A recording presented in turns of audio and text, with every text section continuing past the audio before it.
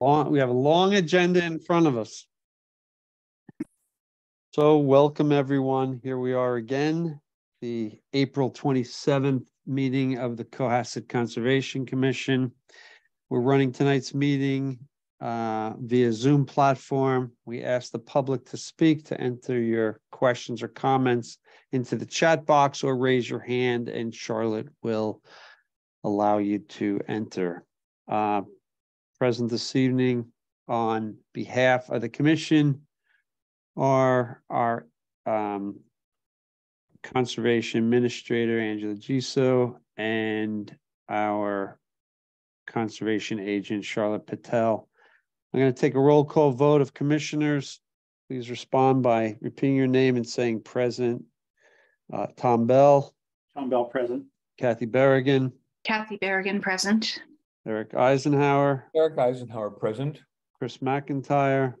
Chris McIntyre, present. And Chris McFarland, present. We have a quorum of 5 commissioners this evening, and we'll be taking all votes via roll call. Our first item on the agenda this evening is to approve minutes. We're doing this first because we keep pushing it off. We have minutes for February 2nd, February 16th, March 2nd, and April 6th. I know some people sent in some comments. I don't know if, I believe everyone was there for all the meetings, so I think we're in good shape. So I'd like to make a motion to accept the minutes for those 4 meetings, unless someone has a comment or concern. If not, do we have a second? Second. Having a motion and a second to approve minutes for 4 meetings as mentioned. We'll take a roll call vote. Tom Bell. Tom Bell, aye. Kathy Berrigan. Kathy Berrigan, aye. Eric Eisenhower. Eric Eisenhower, aye. Chris McIntyre. Chris McIntyre, aye. Chris McFarland, aye. That vote passes 5-0-0.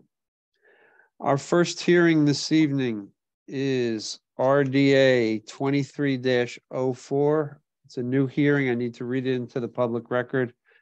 In accordance with Massachusetts General Law, Chapter 131, Section 40, the Cohasset Wetland Bylaw and the Cohasset Stormwater Bylaw, Cohasset Conservation Commission will hold a public hearing on Thursday, April 27th, 2023 at 6:30 p.m. via remote participation on Zoom platform for a request for determination of applicability 23-04 for Finn Yemeni to plant 300 plugs of American beach grass on the Sandy Beach Dunes at 345 Atlantic Avenue. So here we are. Hi, Finn. Can you hear us? You're also muted. You're muted and we don't see you.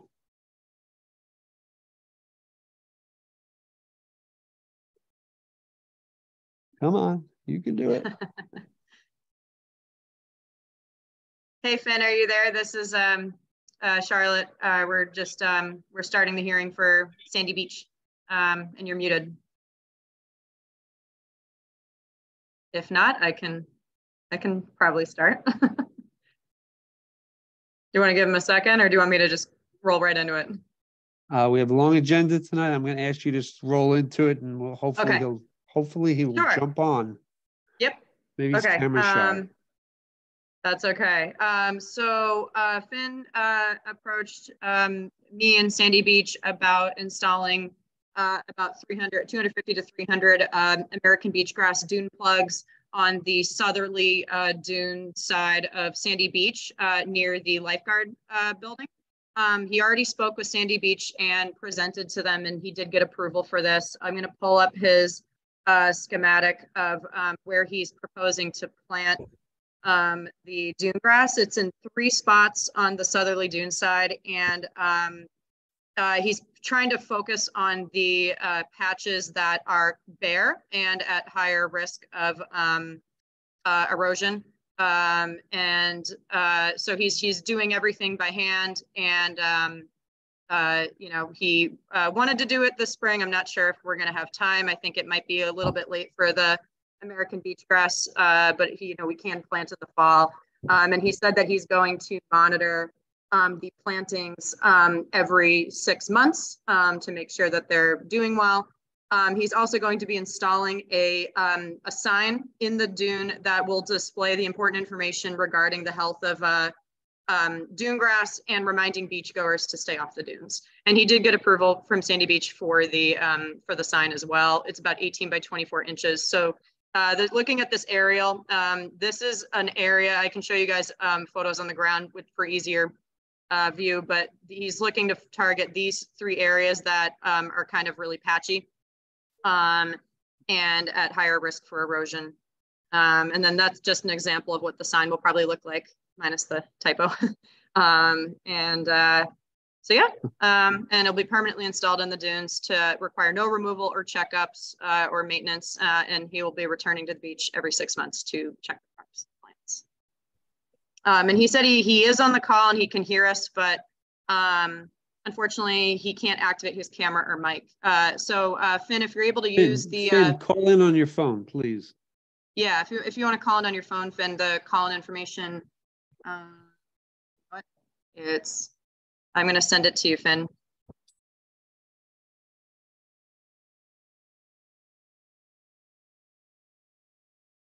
And sorry, while I'm doing that, otherwise they're going to make Charlotte an Eagle Scout.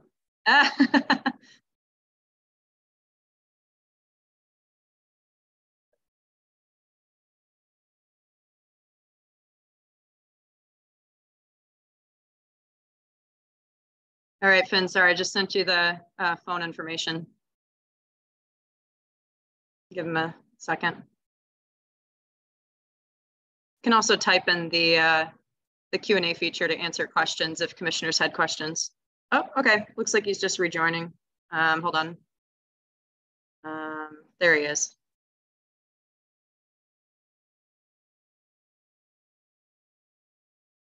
Hi, Finn, can you hear us? Hello. You're muted. Oh, There you hi, are. how's it going? Hi. Sorry, I don't know what's happening. I just clicked the start microphone and start video, and nothing worked, and my whole Zoom crashed. That's okay. That's okay. Charlotte did a good job explaining your project. I don't know if you have anything else to add. Yeah. So I have I've reworked the sign a little bit. It now it provides a little more information and displays the Sandy Beach logo on it, and I fixed that typo. And then it also, I'm leaning now towards a material that it will most likely be aluminum or polyethylene for the sign material. But yeah, besides that, the presentation is mostly accurate. I don't know if you guys got through the whole thing. I had to drop out and rejoin. No, I think I forgot to add this one thing. Sorry, Finn. The time and process. Planting will happen in, well, a little late for March, but we can target for the fall if that's still feasible for you. And the beach grass will be planted in effective patterns, spaced in squares of 12 by 12 inches. Plugs themselves will be planted by hand. So they won't be planted, in like a straight line. They'll be planted in effective ways to, encourage growth and stabilization. Yeah, and I believe there's one more slide about just about pricing. Oh, okay. And it's most likely the budget will be somewhere from $600 to $700. And this will all be done through Eagle Scout fundraisers, such as donations from our troop sponsors or car washes or other Eagle Scout project fundraiser, like things that are very common. But yeah, besides that, if there's any questions. What maintenance does dune grass require? So very likely if we plant this fall, it will not need any maintenance, like once it's already been planted. I will be going back just to make sure it's not dying or it's not doing anything adverse to the environment. All my research points of that it most likely will not do that. Will stay alive. But besides that, it just like over time, especially like on the dunes where it catches a lot of wind, it just starts to like the beaches and the dunes will start to just erode away and the dune grass that was attached there can die. So I just want to replant and revitalize the dunes in areas where it's more prevalent. Mhm.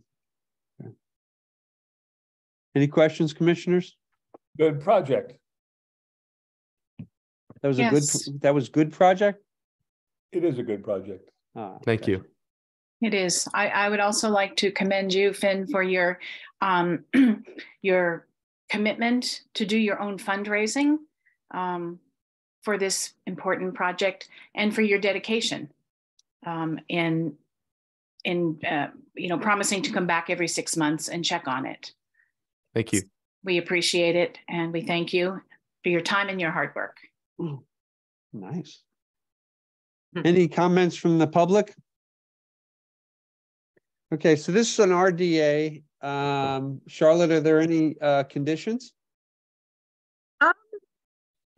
None that I can think of, unless we want to just state the obvious of what Finn's already going to be doing, that the work will be done by hand and monitored every 6 months. Do we want any updates or reports or anything, or we just,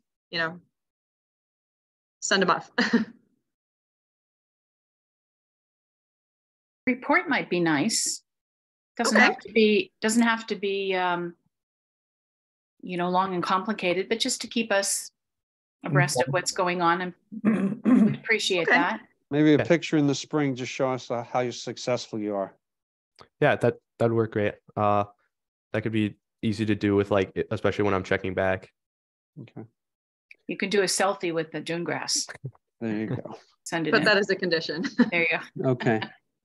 So then I'm gonna close the public hearing and make a motion to issue this is a -3 determination with the condition that in the spring of 2024, we'll receive some update on how things have gone from planting to that time. Do I have a second? Second.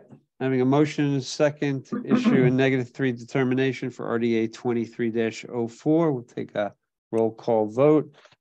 Tom Bell, Tom Bell, aye. Kathy Berrigan, Kathy Berrigan, aye. Eric Eisenhower, Eric Eisenhower, aye. Chris McIntyre, Chris McIntyre, aye. Chris McFarland, aye. That vote passes 5-0. Thank you very much. Thank you. Thanks, Finn. Good luck.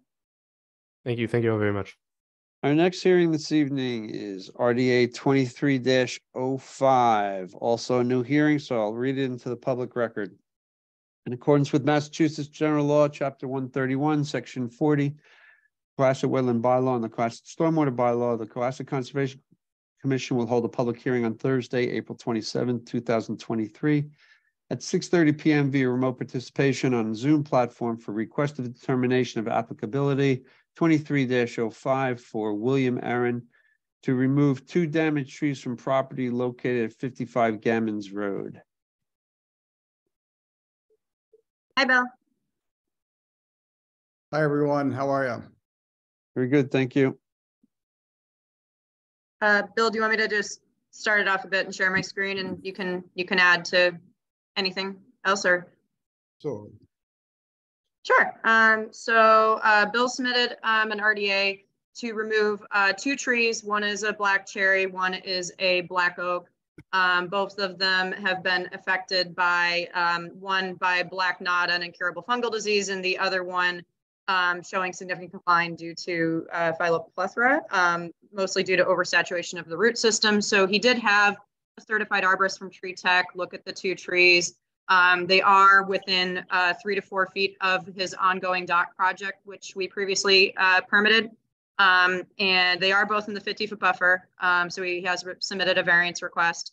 And Daniel Hale from Tree Tech was the arborist who assessed the trees. And I can show you guys pictures of them, but the 2 trees are close to the dock. So he is also willing to plant 2 new trees in the general area, but further away from the dock structure. And this is the bark up. So this is the previous dock plan we had approved. And these 2 small circles right here, that's where the black oak and the black cherry trees are, right near the dock little ramp. Do you have any And then, photographs? Yep. Yeah, I can pull up photos. Bill, did you have anything else to add, or? no, very good summary. Thank you. I mean, Okay. basically what I'm trying to do is eliminate potential damage from 2 trees falling down eventually. They're just not doing well. My dock is 3-4 feet away. My neighbor's dock is also, you know, if it goes down, it's going to go down on either my dock or his dock, or it'll come back towards the homes. But I would like to plant 2 additional trees, new trees, you know, in the general area that are going to be healthy, so that, you know, I do have trees down by the water. But these 2 trees, according to my arborist, they need to be removed.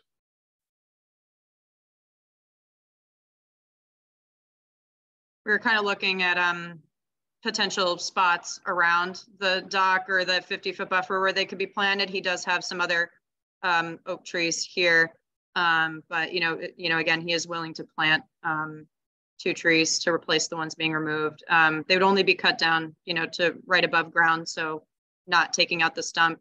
And I don't know if it's hard to see from the photos, but the 2 trees are close to the slope down into the salt marsh. So, you know, if anything happens to them, we wouldn't want them falling into the salt marsh and hurting any marsh grass. And sorry, these photos were taken before the dock was constructed, but this was the property line. So the dock would actually be pretty much like right down the middle of this photo. You know, the entrance to the dock would go out this way, kind of almost parallel with this other dock from another property. No, you're right, Charlotte. It's actually exactly parallel, within, you know, 6 inches, going straight out. This is part of the proliferation of docks in Cohasset there. They're growing like mushrooms. Faster than trees. Charlotte, do you have a broader picture of these trees? Like a tall, like seeing all of them, like the whole tree. I'd like to see more of it. Yeah. Like up here. This is the black cherry. That's the oak. You don't have any broad wide angle photographs, Charlotte, of the area showing the docks and the trees? I might. I can check my other site photos. I thought I did.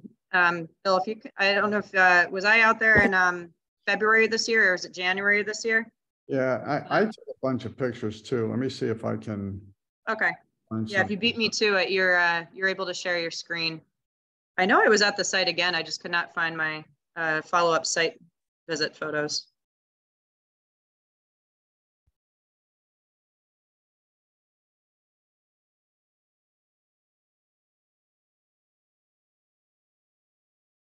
Okay, I was there in January. Let me pull up OneDrive. I'm going to see if I can pull up my January visit here.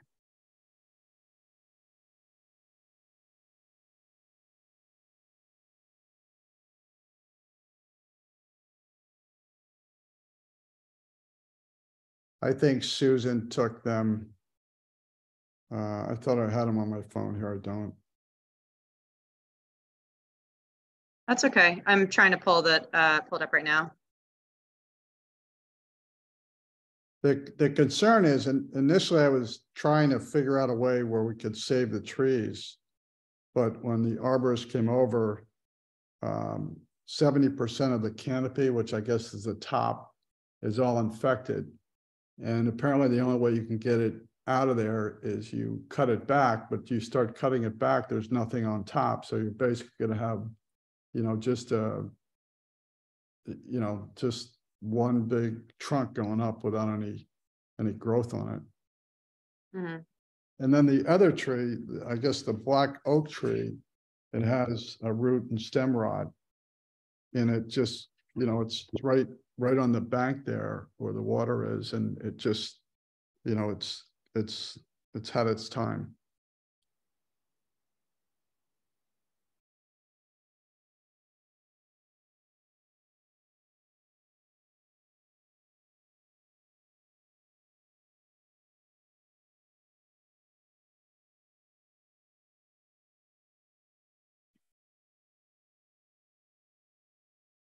These were the center line marks for the dock before it started to be installed in the winter. Does this help a little bit more? I'm going through the rest of my photos a little bit more. The area, Charlotte, do you have a photograph of, maybe just coming back a little bit from there? The area, Like right here? yeah, so if you look at the trees, where I would propose to plant 2 additional trees would be just to the right of those 2 big trees, but set back maybe about 6 to 8 feet away from the bank area there, so that my property line actually goes over probably about 20 feet from the tree to the right. So it'd be more on my side of the property line, just right in that area, be on my side of the property line, but it would be further away from the dock, and the trees would not be as large as these are. They'd be smaller. So if there ever was any damage or anything, they wouldn't be hitting either dock. But the idea is to plant something that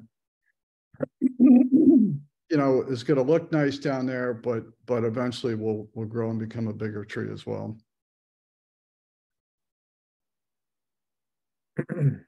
Any comments by commissioners?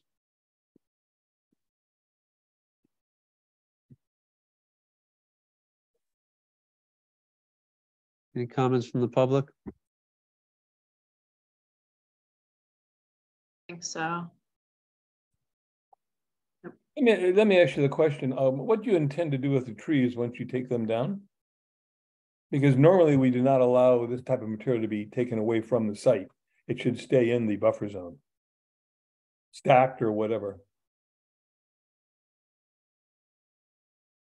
I'm not sure I understand. So we would cut the tree, the arborist would cut the tree down and leave the logs on the property?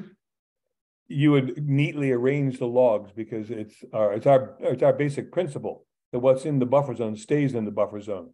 You may cut it down, but it has to stay there. It's part of the natural setting there, flora and fauna. Yeah, that's fine. I mean, if you want me to put it in a pile, that's fine. I could do that. Yeah, it's not just stacking. We don't seem too petty. That will eventually turn into soil. It will enrich and become part of the natural environment that it is right now. All right, as wood naturally degrades. Now, you can put it on the side. You can neatly stack it. I don't know if make a pile or not. It's up to you. But normally we'd require that wood to remain in the 50-foot buffer zone and not hauled off someplace else.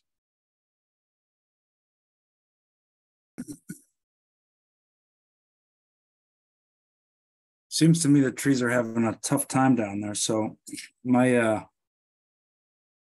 suggestion would be to, if you're planting smaller trees, to plant more than 2 in case they don't survive. That's fine. No, that's fine. I mean, I love trees, so if you want me to, plant 2 or 3 or 4, that's fine. It actually would give me a nice natural hedge from my neighbor as well. Where right now it's just kind of an open area down there. It'd be nice to, have 3 or 4 trees down there. It's a great idea. But this reminds me of a program I saw on National Geographic earlier this week, which is called Ghost Forests. Due to global warming and the rising of the water level and the salinity, there are lots of trees like this who are being caught, who were very healthy 10, 15 years ago, that are perishing in the large areas, dying off because of the rise in salt water and killing off what were normally healthy trees. And I imagine this along the way falls into that category, because if it wasn't for the salinity and water rising and all that, I would guess these trees would last for many more years, but certainly not the case now. Ghost forests. Okay. So if you would like, I can, I mean, you tell me if you want me to plant, I think 3 trees. There's not an awful lot of area down there.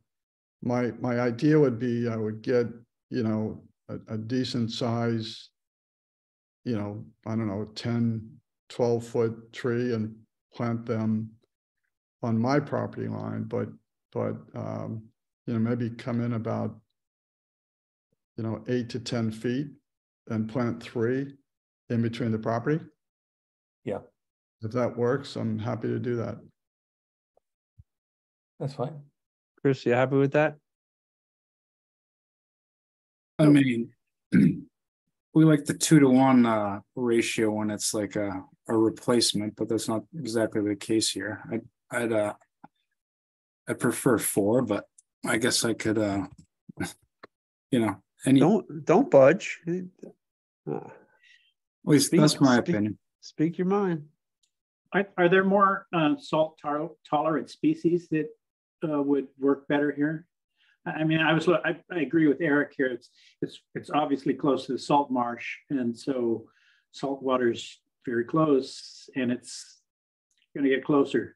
So it would seem to me that you want to put the most salt tolerant tree in this area as possible. I don't have a suggestion. Maybe Chris, one of the Chris's or Eric know more about this and can suggest something. You know, it occurs to me what you often see along the coast are black cherries like you have here. I don't think this is a black cherry. I gotta be honest. No. Okay. Well, you know, the black cherry, Prunus maritimus, grows very well. A number of junipers grow very well in this area. You see them commonly. I suppose Charlotte could put together a list, but Black gum does well. Yeah. I was Super actually well. thinking that, yeah. I was looking at our tree lists. I think I'll have to double check, but black gum I think can handle salt tolerance and wind. Black gum is the tupelo, right? Yes. Yeah. This is So, Savatica. Charlotte, if you could give me a list to choose from, I'm assuming Sure. there's more than, you know, 1 or 2. Just give Yeah, me we have. Yeah, and what you could do, make it a condition that, you know, give me some time, you know, like, you know, within, I don't know what you do, within 6 months or a year or whatever, just tell me what you want me to plant from a list, and I'm happy to do that. You know, let me Sure. pick from something. Yep. You know, one of the trees that I think, the tree that was being looked at is the black oak. The other one is a black cherry. That's the black cherry. So, you know, if it works, you know, in that area and it's on your list, I mean, I'll probably just replace it with the same thing that was there, just with a healthier one. Yeah, we have 2 lists.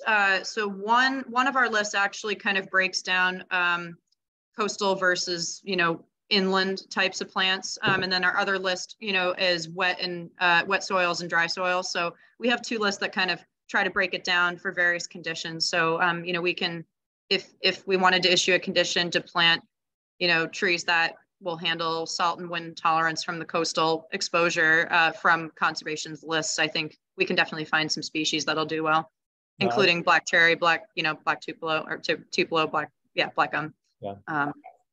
I remember a number of years ago, I put together a list from the Coastal Zone Management, Charlotte, Yep. which has species by distance from the ocean and whether it's on a bank or whatever. I think we need to look at that because this is a very tough growing environment we have here, and we have to get it right. Yeah, here we go. Okay, we don't need to go through this tonight.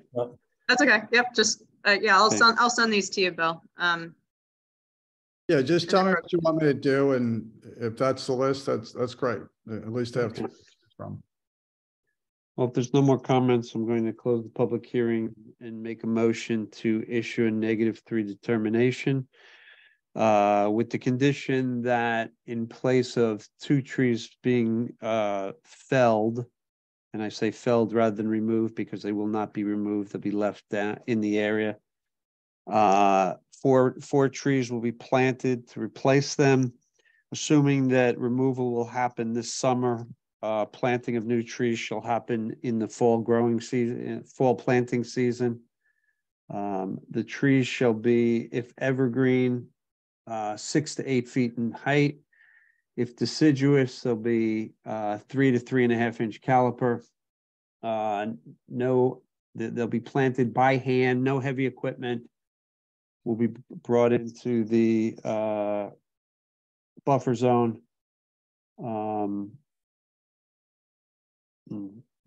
That should pretty much take That's care of it. Do I have a second? Second. Having a motion and a second, we'll issue a -3 determination for RDA 23-05. Take a roll call vote. Tom Bell, Tom Bell, aye. Kathy Berrigan, Kathy Berrigan, aye. Eric Eisenhower, Eric Eisner, aye. Chris McIntyre, Chris McIntyre, aye. Chris McFarland, aye. That vote passes 5-0. Thank you. I Chris, think we need a variance too for the Oh, 50-foot buffer. Sorry. Sorry. Make a motion to issue a variance for just this work in the 50-foot buffer. Do I have a second? Second. We'll take a roll call vote. Tom Bell, Tom Bell, aye. Kathy Berrigan, Kathy Berrigan, aye. Eric Eisenhower, Eric Eisner, aye. Chris McIntyre, Chris McIntyre, aye. Chris McFarland, aye. That vote passes 5-0. Thank you very much. Chris, one quick question. Yes. You mentioned this fall. I don't have to wait until the fall to plant the trees, do I? Well, unless you're going to plant them in the next month, you do. Okay, I mean, you don't want to, once it starts getting hot out, you don't want to plant them. You either want to plant them now or you want to Right. plant them in the fall.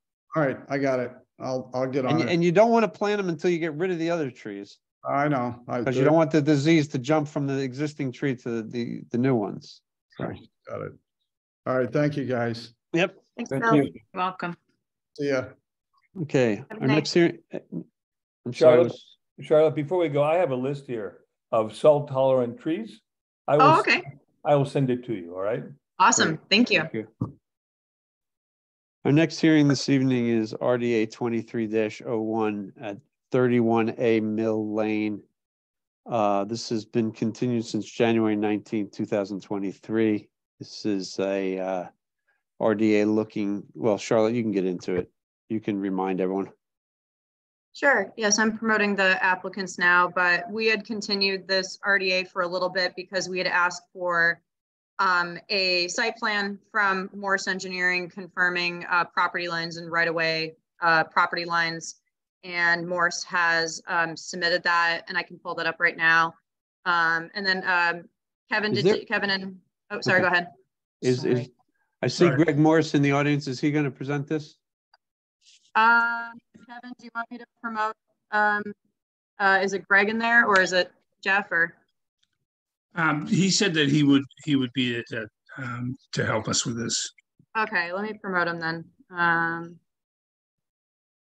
mean, I'd like to ask the first question based on what we talked about in January, and that is, I see on this site, on this survey, the right-of-way is labeled for access to 31 Mill Lane, and I'd just like to know, has there been a document that legally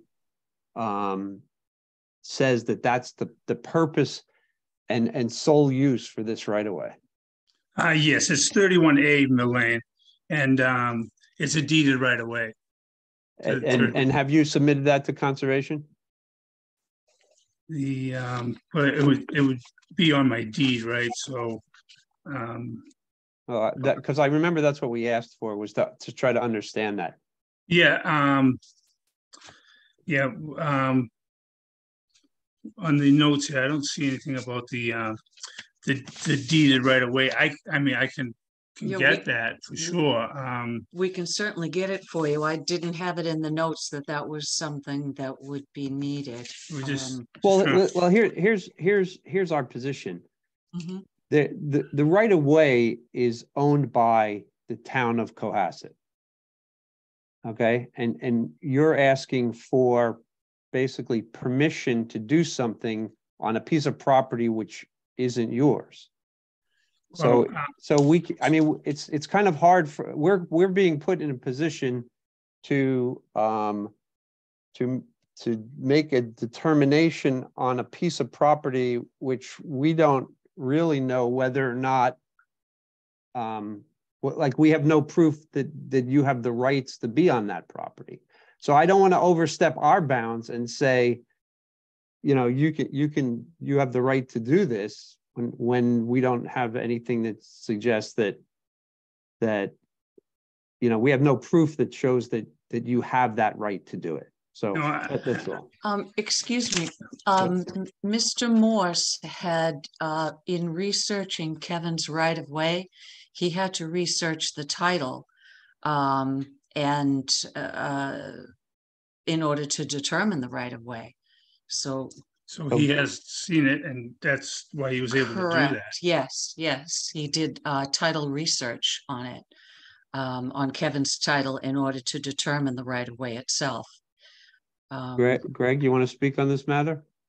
I did not do any title research to the deeded right-of-way. I can confirm that the deed does make reference to a right-of-way, and the right-of-way is shown on the record plans at the Registry of Deeds. I did not do a full title exam on it, though. I can't confirm, you know, what rights are physically there in the right-of-way. I can confirm that Mr. Sargent does have some sort of rights in that location, and that is the location that is on record with the registry. Mm-hmm. And part of it is on property that I own as well as the town. I just wanted to say that before I forgot. Where's that limit? Oh, okay, right there. Yeah, yes, correct. But okay.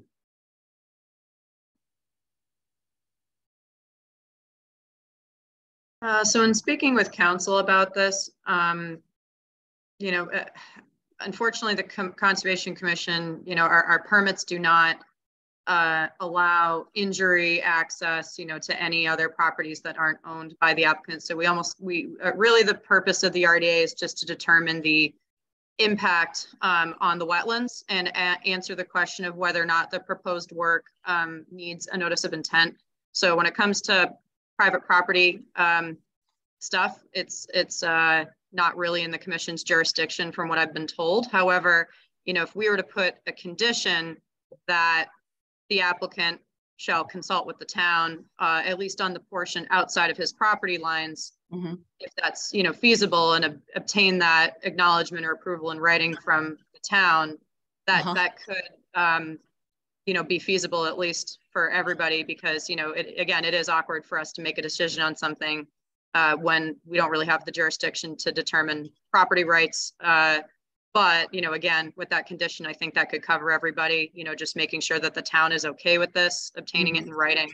And I don't know, just that was kind of my suggestion based off of, you know, speaking with council about this.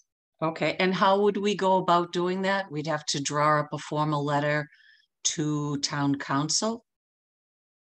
I can follow up on that, but my guess would be that it should be addressed to either town manager's office and or the DPW, because DPW usually is the department who accesses the right of ways the most. Sure, Charlotte. Charlotte, I'm going to suggest that since we're not legal counsel here, that we don't make any assumptions of who needs to do this. I mean, this is that's fine. There's a lot of complications here. There is a second property owner who has occupied the right of way for some time.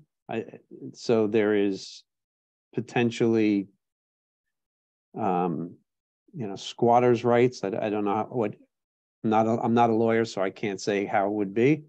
So this is out of our jurisdiction. I think the only thing we can possibly, like you said, the only thing we can possibly rule on is the whether or not the placement of stones, if they have the right to do so, is the placement of stones in conflict with the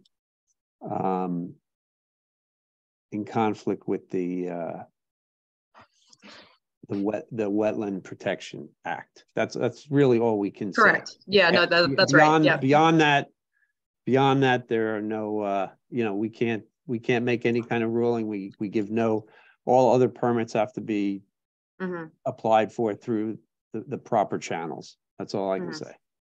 Yeah, no, that's right. Sorry. And then, yeah, just to reiterate the work too, it would be the removal of 3 hedge-like shrubs at the edge of the driveway and installing, well, actually, a mailbox post right here. Correct. So this is just Correct. outside of the 50-foot buffer, Uh-huh. and removing the shrubs and the rocks, placing the rocks would be mostly within the 50-foot buffer. Did we get a plan that actually showed the rocks? I thought we looked at a diagram and we. Yep. Yeah, we have it was a markup of a site plan for the abutting property that was a septic project. And so we were utilizing the wetlands line. But yeah, he did mark up a plan showing the rocks spaced out 1 to 2 feet diameter boulders. I think, Kevin, can you clarify the spacing and the placement of them? Yeah, about 18 inches apart. So like 2 feet on center, I guess. So there would be, each rock would be about 18 inches from the one prior. So when I place them down there, there'll be a space of 18 inches between the rocks is what I'm trying to say. So Charlotte, outside of the buffer zone, the 200 foot, do we have any other buffers? Yeah, so actually, yes, thank you. So half the work for the boulders and the mailbox is in the 200-foot riverfront area. Right. As well as the 50-foot buffer to the BVW. Where is that? So this is the 200-foot line right here. Yes. So half the work is in the riverfront, and I would say the majority of the work is within the 50-foot buffer. Could you show me the 50-foot buffer, please? Yep. It's the red line. Oh, the red line is the 50-foot buffer. Yep. And this black dotted line is the wetland. BVW. Okay. Yeah, so I would say, other than the mailbox and maybe one boulder, I would say the majority of the work is all in the 50-foot buffer, and half of it is in the riverfront.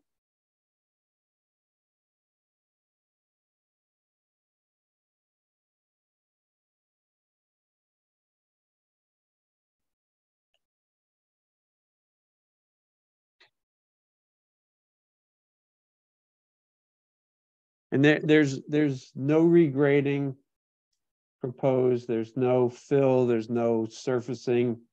It's just the placement of boulders. Is that correct? Correct. Right. Yes. Yes.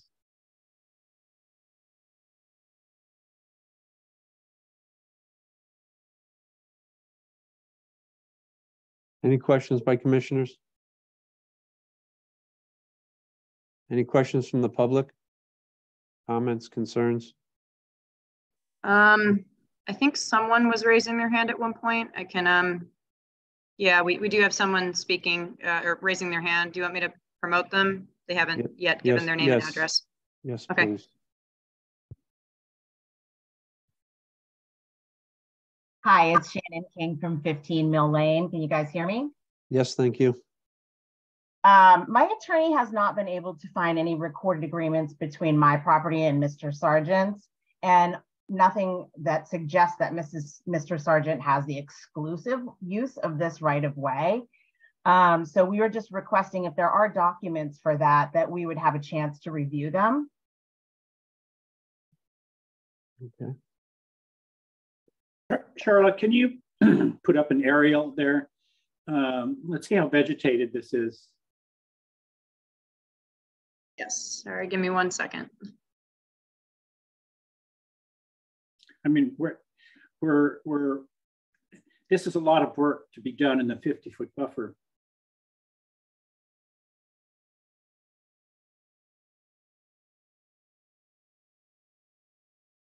Well, in theory, it's the placement of approximately,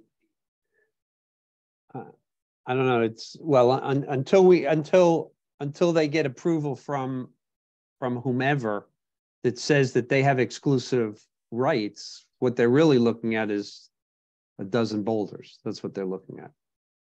And I'm just curious what the boulder's purpose would be. because they would be infringing in my yard. So I'm just curious what the purpose of the boulders are. Yeah. Well, they're. But they won't be on the neighbor's yard at all. They'll be on the my property and will be the town property. It's to delineate the right of way is what it's for. Hi, this is Steve, Shannon's partner. Yes. So it's to delineate the property, but you want to put rocks on public land as well, the town land and your land? I don't understand. Are you making a road? And if it's a road, the town should build it, right? It's a right of way, a deeded right No, that of wasn't way. my question. I asked if it's going to be a road, who should build it? It's a right of way. It's not a road. It's a driveway. It's a deeded private right of way that goes to 31A Mill Lane. It's not a, That you have zero evidence that exists as of right now.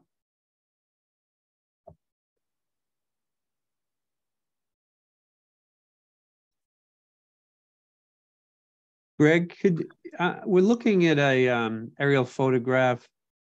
You know, we've had this conversation before about how the lot lines of the town and the lot lines of your surveys often don't correspond. What's Sure. what's interesting about the lot lines drawn here is they actually are outside of the driveway of the neighboring property where which seems to make sense, but in your survey the easement goes right through the driveway. Excuse me. That's I'm sorry to interrupt, but that's the wrong house. that's the wrong house. That's number 31. That's 31. Oh, sorry.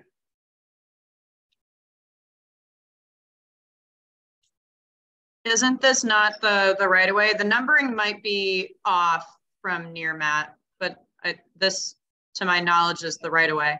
No, Charlotte, that's the right one away. that goes to the other property. 35. The, Oh, go up the road. Go up the road a Yeah. little. yep, Oh, this one, Right sorry. there. that's, Yeah. that's Alright. it. Alright. Yep, that's it right there. All right. So I Sorry. okay. That's an easy mistake, Sorry, though. sorry, Yep. Greg. I don't need to answer the. I typed ask the in question 31 then. Mill Lane, so Yeah, I don't no, know. That's why. okay. Okay. I also have site photos, so if people want to see the comparison, but there definitely are, you know, it is wooded along the border of the disturbed driveway and yard areas. There's a BBW, you know, right here, as you guys can see on the site Mhm. plans. So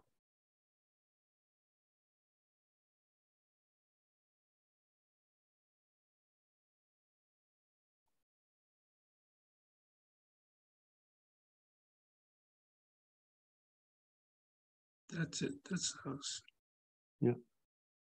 Charlotte, on this map, could you roughly indicate where the 50-foot barrier line is? Goes through the house. It's out by the house. By the house? yeah, I think it's like this mostly, and then the mailbox is literally, I think, the only portion of the work that's outside of the 50 feet. Okay. But the riverfront is about halfway through the house. Probably like or halfway through this property on 15. Yeah, So probably like right around here. And then the 50-foot buffer is pretty much like along this like whole southern side of the property.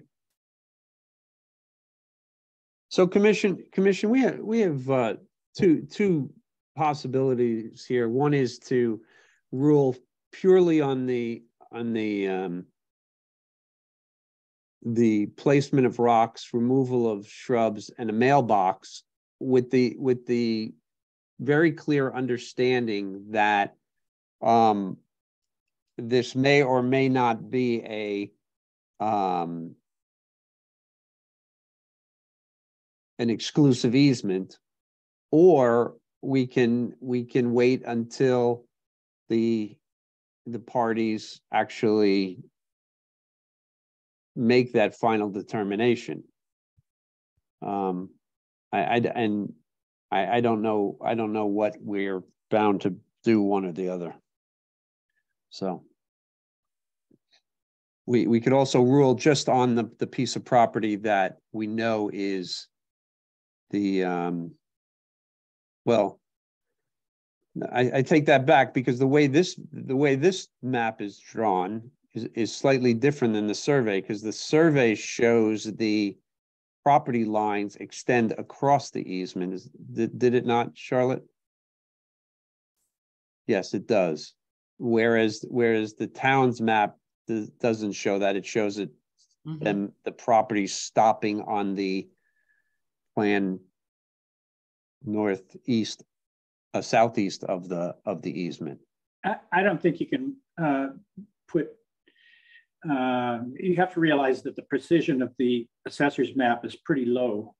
They're trying to fit together all of these lots, so there's no little slivers in between, and so it doesn't necessarily represent the property lines very accurately. No, but what I'm saying, Tom, is the property lines, the one that's labeled as NF Sargent and the one below it, cross the easement, right? Yes. But if the easement is truly an easement, then the property line would end at the easement. Is that not correct? An easement versus a right of way. I think they're different things. Well, I'm sorry. The right of way. The property lines cross the right of way. Yeah. But we've seen this before in the one that immediately comes to mind is 15 Diab Lane, where there is a 20-foot easement or 12-foot easement, if I'm not mistaken, but it's still within the property line. I think we dealt with that last meeting where they were coming for a CEC, and there was this easement, and nobody quite knew what that easement was for or who had access to it. Yes, but again, that's sort of outside of our, as you pointed out, whether anybody has the right to use this for whatever is really outside of our jurisdiction. Right. I would focus on the fact that there's work going on in the 50 here, and a certain amount of tree cutting or shrubbery cutting, right adjacent to the wetland, and I wouldn't favor that. There would be no tree cutting or removal, sir. Not it's open. It's open area.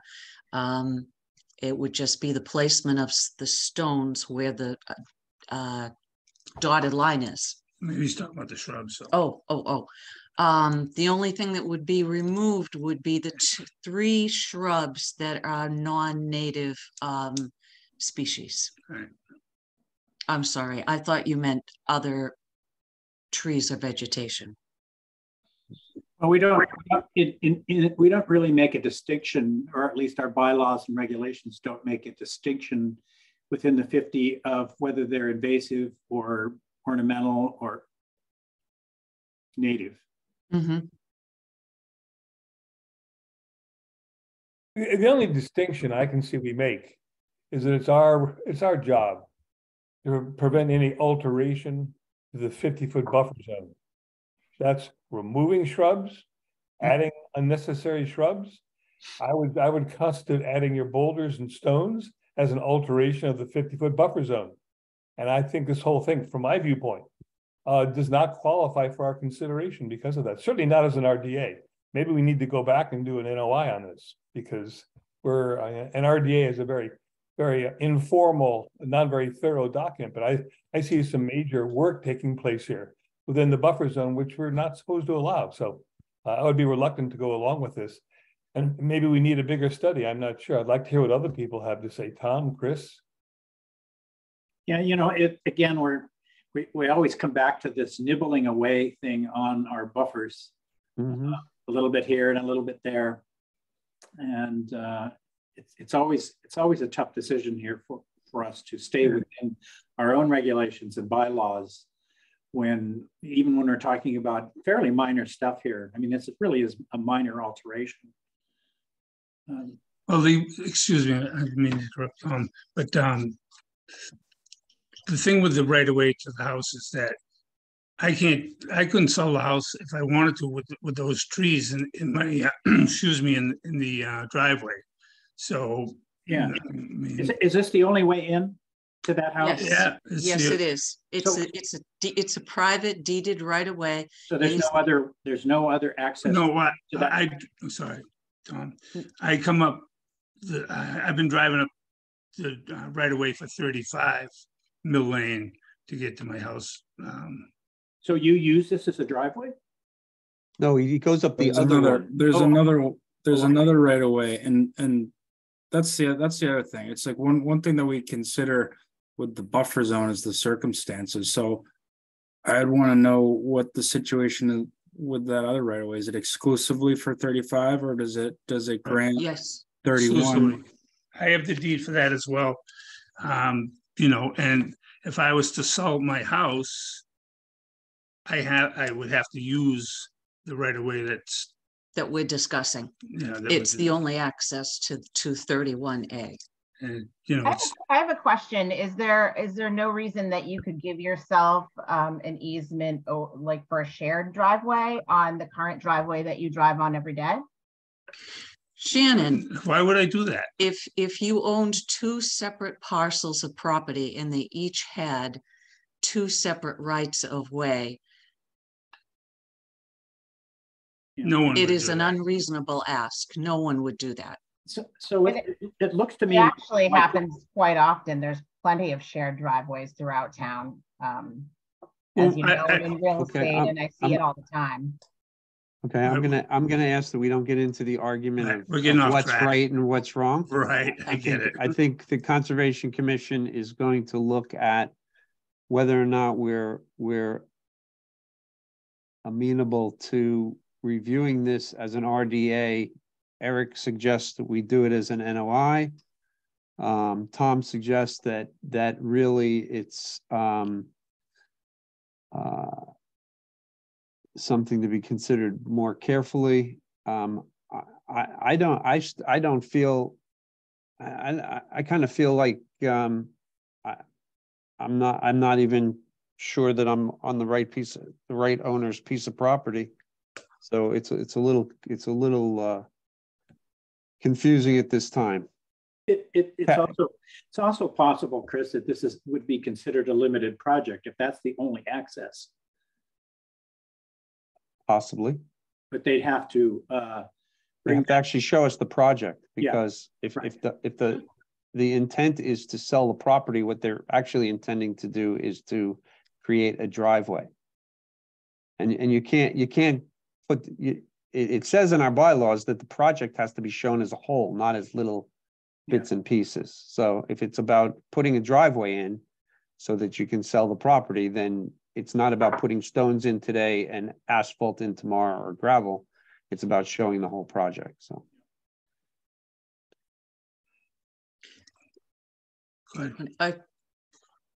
In regards to a possible sale, you know, that's a question for a future date. You know, who knows what we'll decide to do, or what Kevin will decide to do. At the moment, he just wants to delineate his right of way so that it's open and he can use it when he wishes, just to drive on. I mean, if there was a plan in place to sell the parcel, of course, he would have to, you know, there'd have to be some kind of engineering plan drawn up for an improvement, and he'd have to have permission for it, obviously. But that's, you know, that's possibly down the road.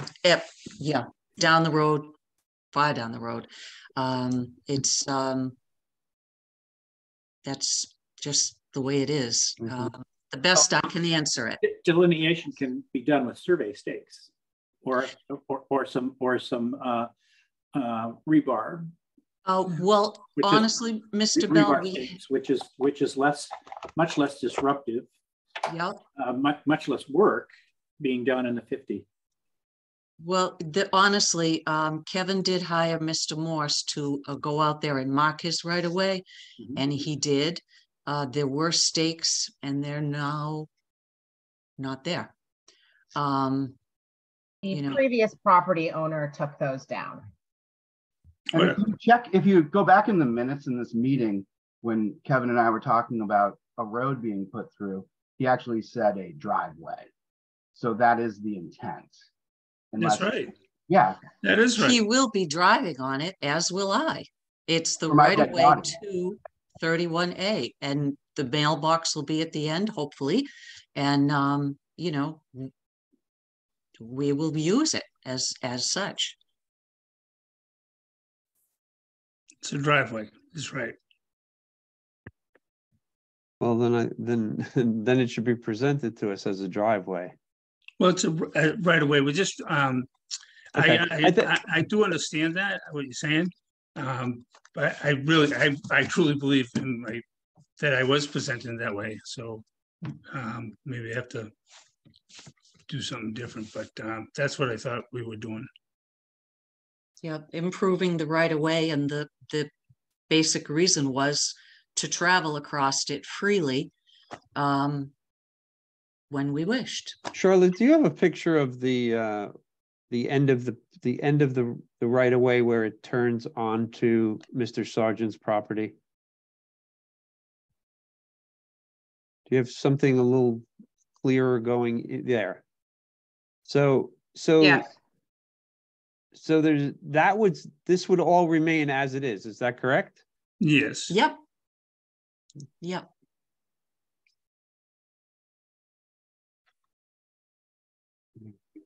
Well, if this is going to be dripping on, this is more than just a minor disturbance in the 50. Yes, it is. Look, I mean, it's It all is flat. a driveway. It is a driveway, and so we're talking about more disturbance than just putting a few stones down to delineate it. That's was my plan, to put the stones down and just drive on it. The road is there.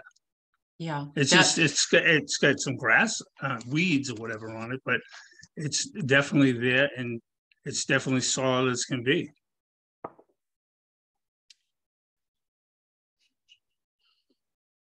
Could you review why you need stones there? Is it to delineate something? Is that what you're saying? Yes. It's to delineate the edge of the right of way. Stakes. And the property line.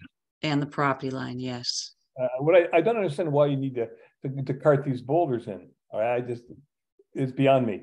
Maybe to give you the idea that there's some sort of shoulder to the property, whatever. But that's the kind of thing we don't like to occur in the buffer zone. So you're pushing us by asking that. You're saying, I want to alter the 50-foot buffer zone, and we're pushing back saying, you're not going to do that. So you're going to have to decide how you want to delineate this. If the stones are merely delineation, you ought to find another way to do it that doesn't impinge on the efficacy and the health of the 50-foot buffer zone. That's the way I see it as far as maybe other issues.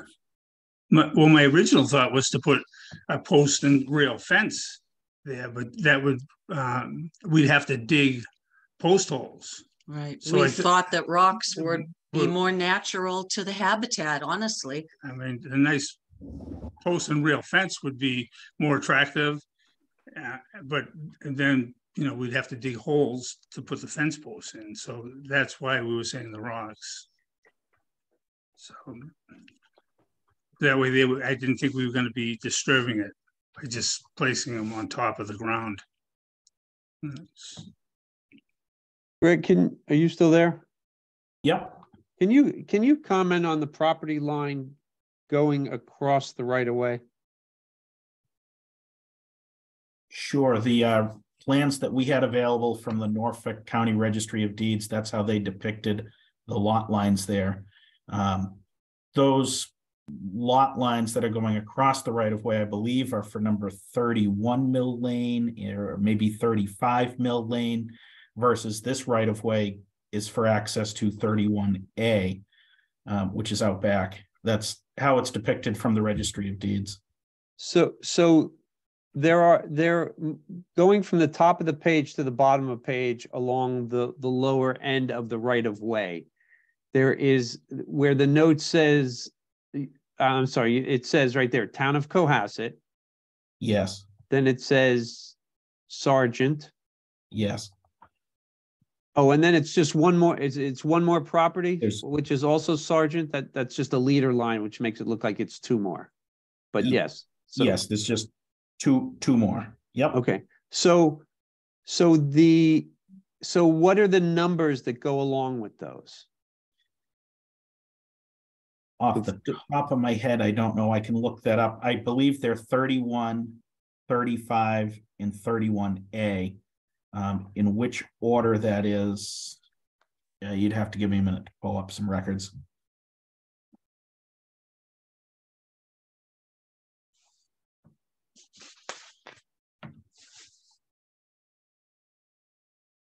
I'm just curious why a right of way to the property that you think is 31A would actually continue onto the property that's 31A.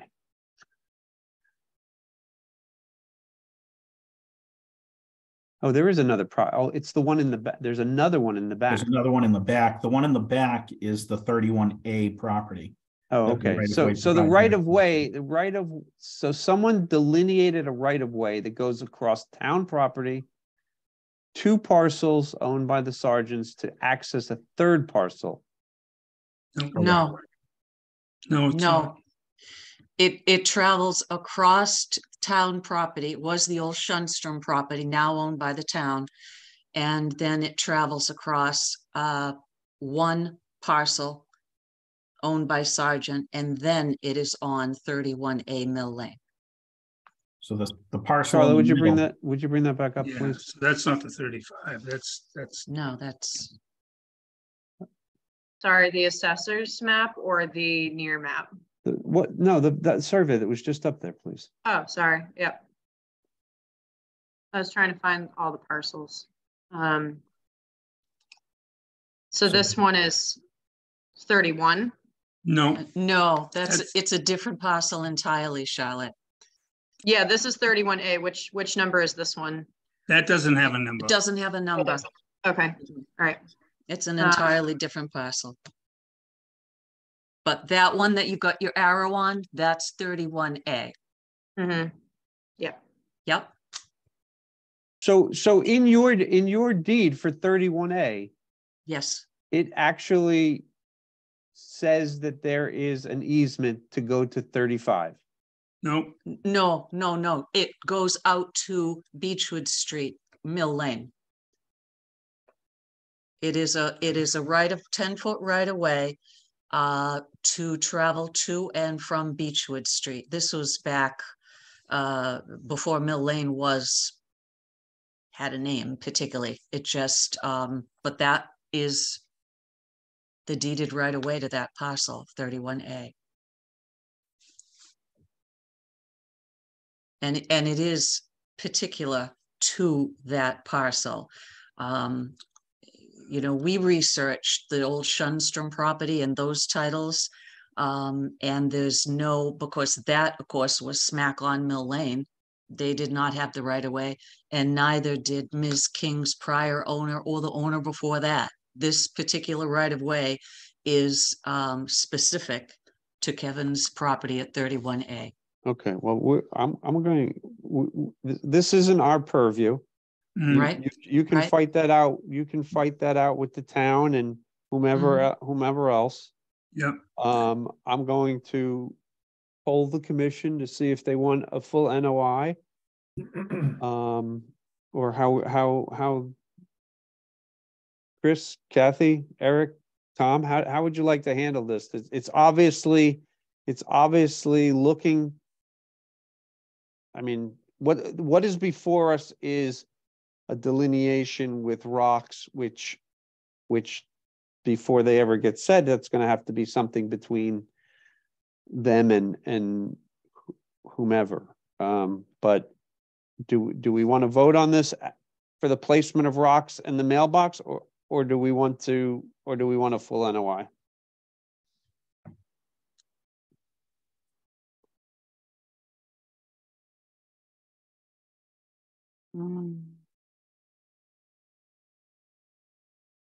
I will give you my position.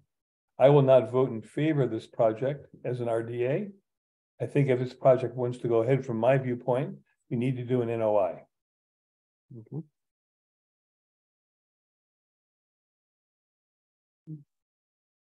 Yeah, I think I'm leaning the same way. Okay. I would feel more comfortable if they hashed it out with the, you know, the deeds and had all that resolved before looking at it for not, I know it's not our purview, but for the circumstances for us to review and I think an NOI as well would, because of you know, this is so, you know, there's talk of a road existing there, which I've never seen the property, only photos, but to me it just looks like dirt, which is just gonna, that becomes a regular use situation. It's gonna become a mess and just sediment going right into the wetland. And so I think I'm on the NOI. Yeah, so if this were to be developed or redeveloped in any way, then that would be the time to actually review when it could be drivable. Right now, if it's going to be used as a driveway, I'm certainly not in favor of it until we've had a closer look at the impacts. Well, I have been driving on it for a long time. Well, it doesn't look like it gets much traffic. No, well, no, it doesn't, because the bushes, the shrubs are in the way, so I have to go around them, and I actually have to go onto more of the town property to get through there because of the shrubs that are there. So it's kind of hard to get. Those new shrubs? No, they were put up maybe you know, 14 years yeah. ago, maybe. So they've been there for a little bit. You know, and so when I go around it, it's like I have to go closer to the, you know, there's like a stream that comes through there, and so I have to go kind of closer to that, and just missing the tree. So it's kind of difficult to go through there with anything but a small car or my little pickup truck that I do take through there quite often. But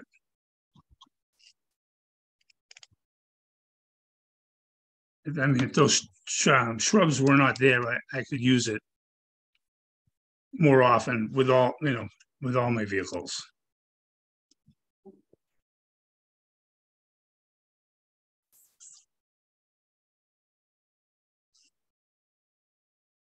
Okay. Well, what Mr. Chair, Yeah. sorry, we do have Ms. King raising her hand again. Okay.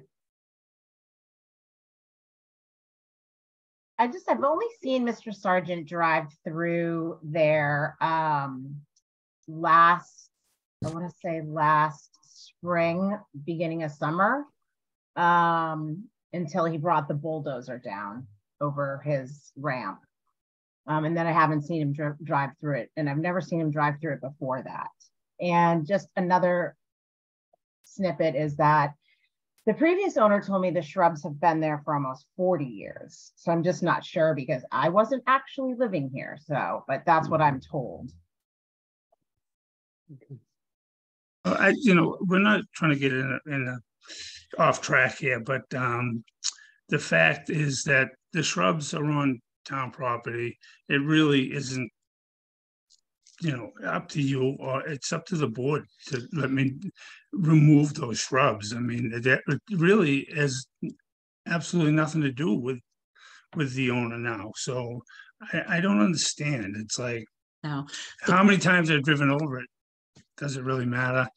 I mean, I go over it a lot. No, you know, no one's around or whatever. So how many times I go over it?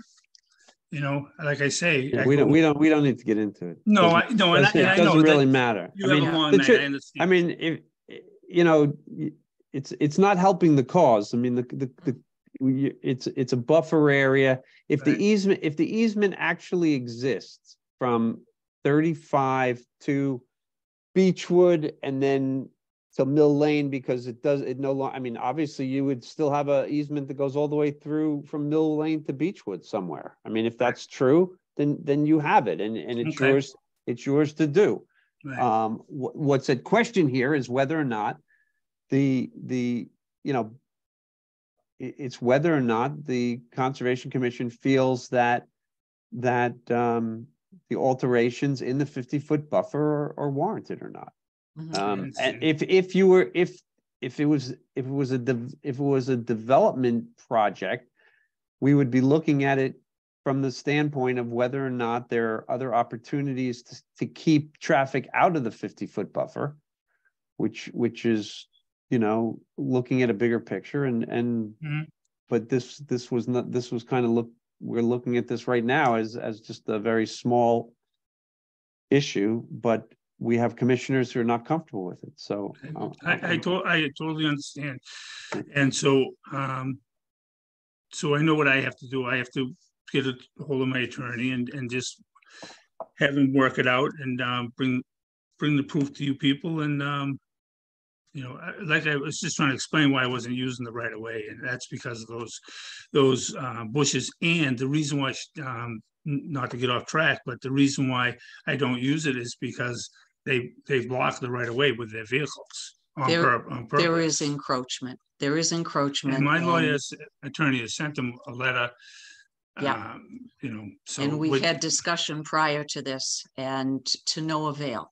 So we're gonna have to move so forward. at this point, it's a matter of good fences make good neighbors, and it needs to be delineated in some form or fashion. We thought of rocks because we thought it was more natural to the environment. I mean, the fence would probably be out of the question, right? That I talked about the post and rail, because they're very nice looking. I mean, they're very attractive. I just thought the rocks would just be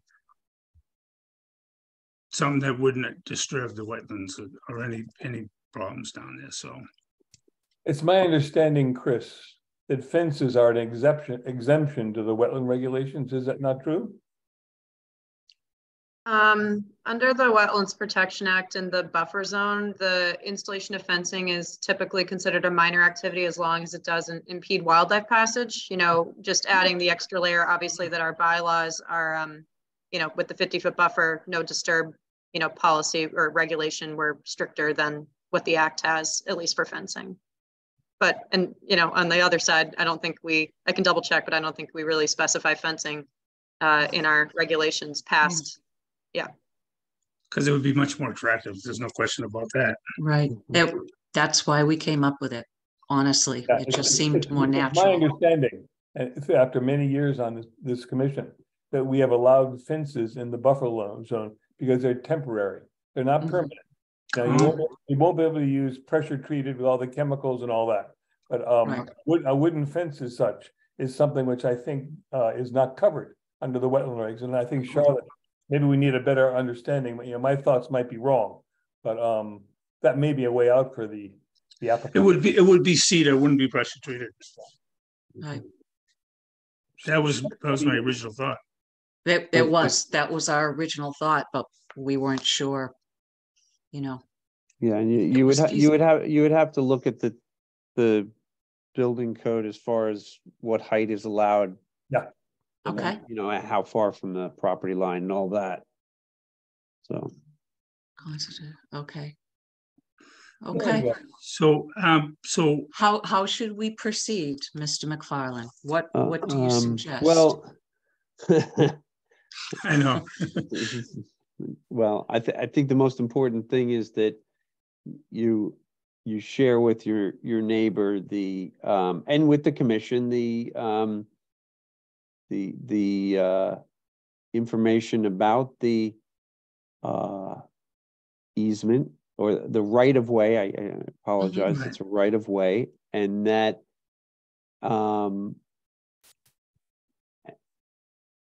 well, most of the commissioners, I think a majority of the commissioners would like to see this drawn up as a notice of intent for Okay. what the real long-term project is going to be. Okay. You know, Yes. if the switch is from rocks to fence, then I'm not even sure, Charlotte, if it's in our purview at all, is it?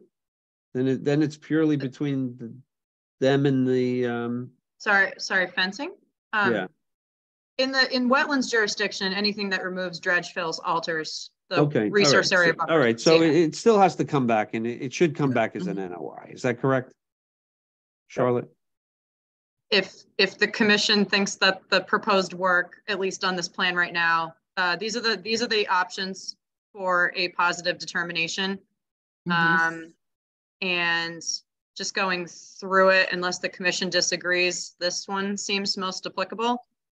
Since the work is occurring within the buffer zones and the commission is concerned that it may alter the resource area, requires a notice of intent. There's a few others, so I can, keep this up if people want to read it. I didn't think these first three, since they're talking about boundaries and areas, unless this one's pretty vague, but kind of just saying that the area is subject to jurisdiction and the activities just in general require notice of intent, but this one's a little bit more specific, number 4. I don't think it is not subject to the Wetlands Protection Act because, again, the act, at least in terms of fencing, says it doesn't need a notice of intent, but again, any activity that removes, dredge, fills, alters, again, is subject to the act, although our bylaws are stricter than, the general setup there. Well,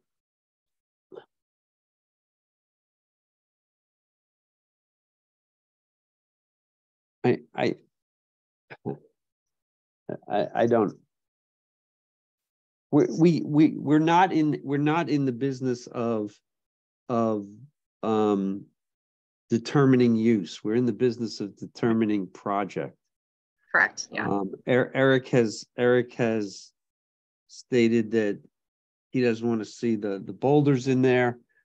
Tom obviously is concerned with use as well as plant removal and boulders.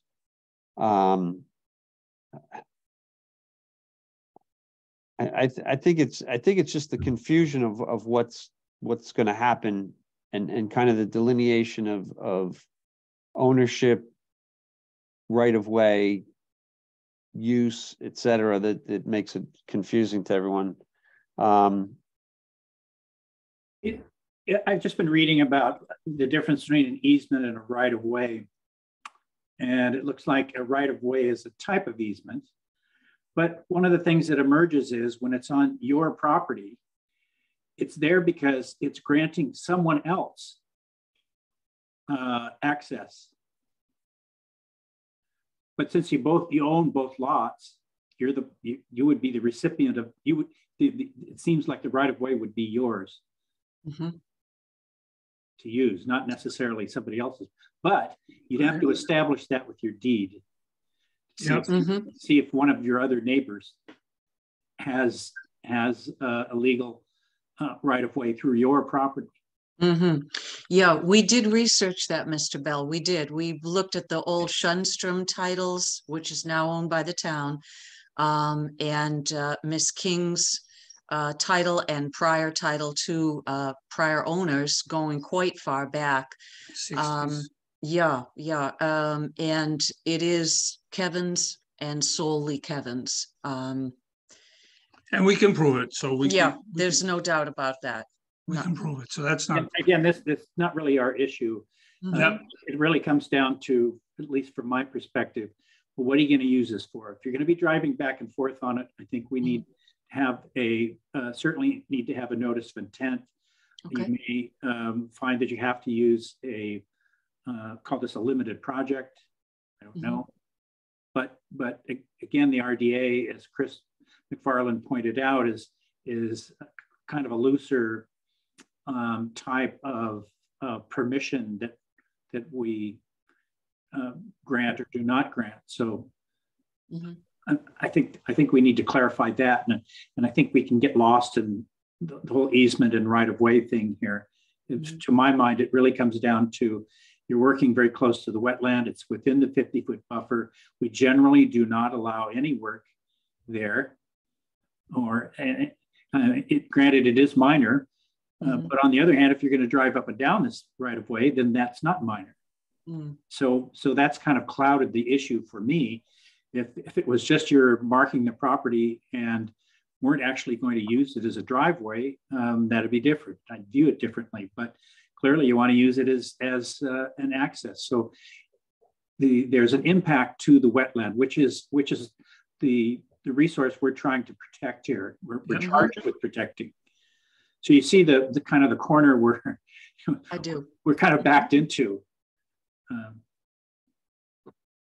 Okay, so I'm going to make a motion then to issue a negative. No, I'm sorry. What do you call it, Charlotte?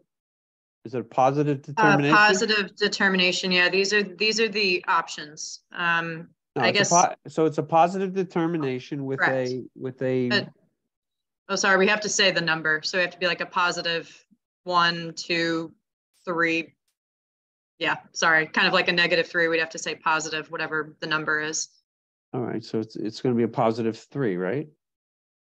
Yeah, I would say 3 or 4, unless the commission has a preference. You know, it's all right. it's So I'm going to make a motion to issue a +3. Hold on. Maybe it might be 4. That might be a little bit more appropriate since it's specifically in the buffer zone. Okay, so it's a +4 determination for RDA 23-01, and it's up to them whether or not they go ahead with an NOI. Is that right? Or does it immediately become? Correct. Okay. All right. Do I have a second? Second. Having a motion and a second, we'll take a roll call vote. Tom Bell. Tom Bell, aye. Kathy Berrigan. Kathy Berrigan, aye. Eric Eisenhower. Eric Eisner, aye. Chris McIntyre. Chris McIntyre, aye. Chris McFarland, aye. That passes 5, or I don't know what you call it. It's a 5-0-0 vote. So, yeah. So basically, we're asking you to come back with a notice of intent. Okay. And at that time, hopefully, the right of way issue will all be cleared up.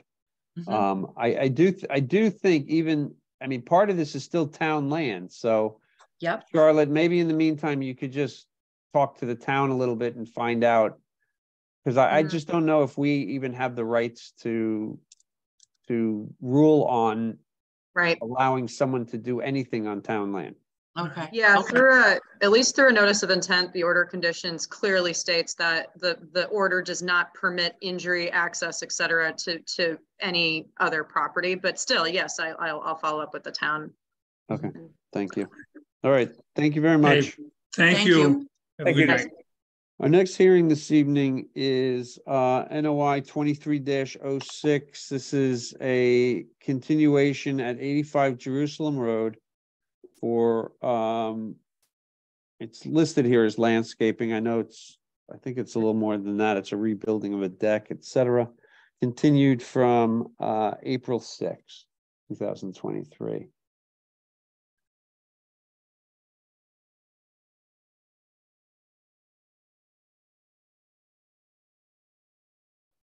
Good evening to the board. My name is Bart Lipinski. I am the landscape architect at Grady Consulting. If I'm able to share my screen, I have a bunch of updated drawings we'd like to walk you through. The first one I'd like to kind of walk through is the rendering that we prepared for the last hearing. This one that we're looking at right now is current existing conditions. It is the same as the last hearing, with the exception of an area, this area in here, which we highlighted it as existing lawn.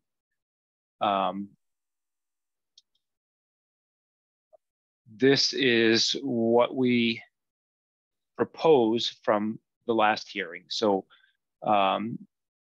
basically, we removed the fire pit patio that was inside the 50. We propose a new patio that is almost entirely out of the 50. I have some pictures that I could better help explain it. But what we did with comments from the last meeting is wanted to make sure that everybody understands that we're listening. We're trying to work with the rules and regulations. So by moving the patio outside the 50, the homeowners spent a lot of time in this area at various points of the day, looking at the views, looking at the light.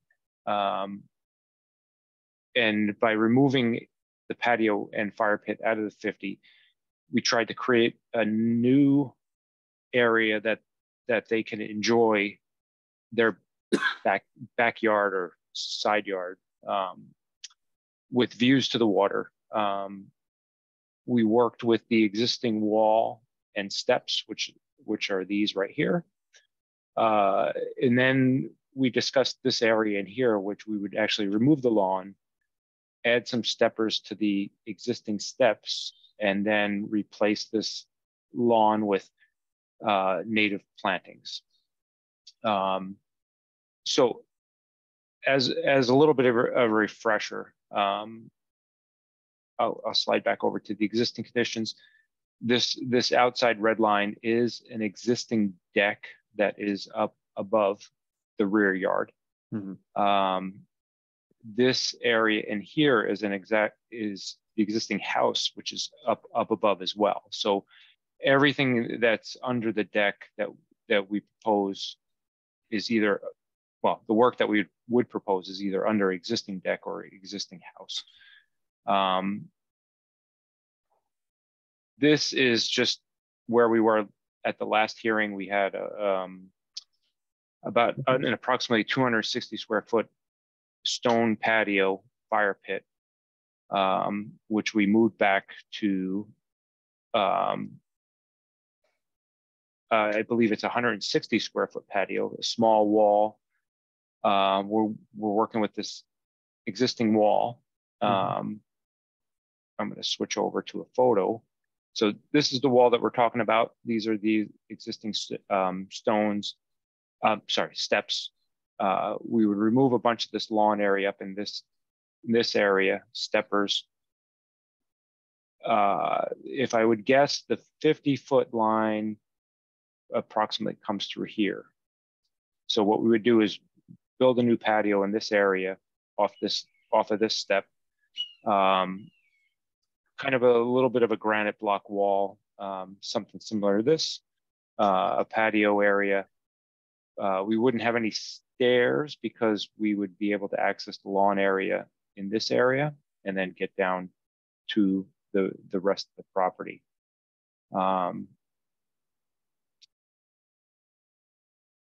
So as I mentioned, so this is the new patio. We did not adjust anything that is under the existing deck. So what we wanted to do is make sure that everybody understands that we listened to what the comments were at the last hearing. We're trying to give the homeowners an opportunity to do something in their backyard, considering that 3/4 of their house and all of their backyard is inside the 50. The same materials we'd be using, so it would be some sort of a tumbled bluestone, spaces in between the stones for any type of drainage. We really wouldn't have to do any grading in this area. where in the previous design we had a little bit of grading to do to get a level area. The only thing that we did add was a few of a bigger stepper stone type step. There are some existing stones in this area, boulders in this area.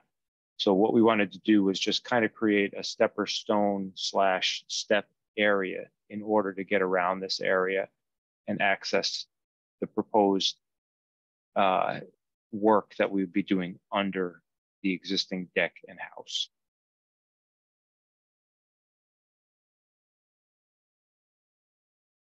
Okay, thank you. Comments by commissioners?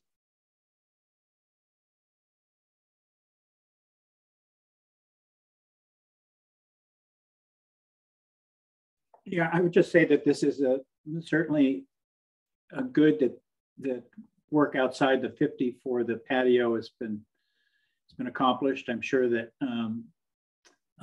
the applicant would be missing a fire pit. I certainly would, but this seems like the right thing to do. I think also that the work underneath the deck is acceptable. Okay. Eric, Chris, Kathy, any thoughts?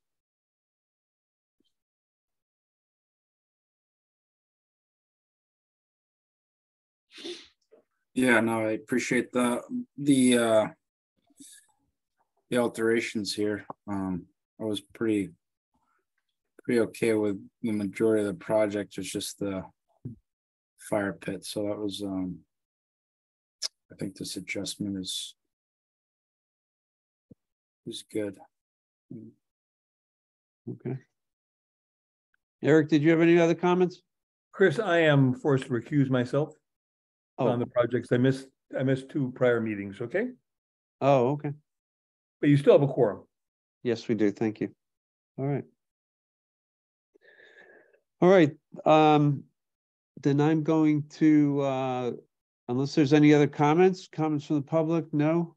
I'm going to make a motion to close the public hearing and issue an order of conditions for NOI 23-06 at 85 Jerusalem Road. The conditions being, Charlotte, I think it's just, we have standard conditions for no pesticides, herbicides, et cetera, right? That's all Correct. in standards? Yeah, we have a boilerplate for Okay, then I don't think there are any additional conditions than the standard condition.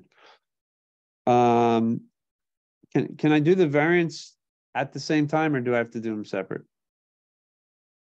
I should know this by now. If you want to do them together, I think that's okay. As long as the commissioners aren't going to vote, I guess, if everyone's okay with that, I guess. Yeah.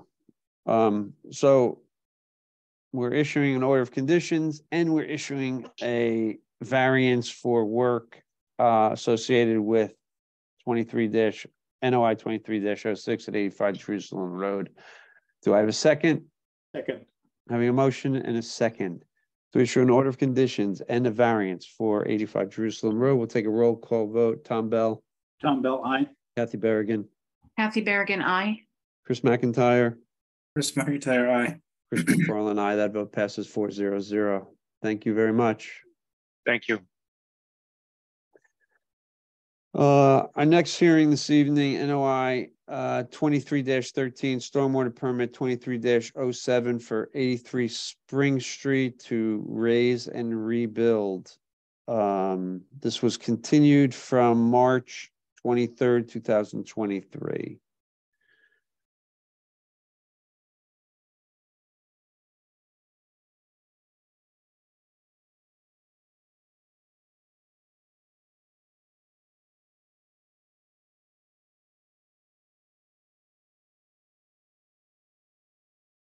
Hello, Mr. Wan. Hello, Mr. Morse.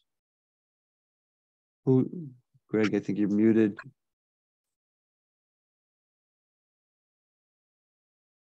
All set now? Yep, that sounds good. Great, thank you.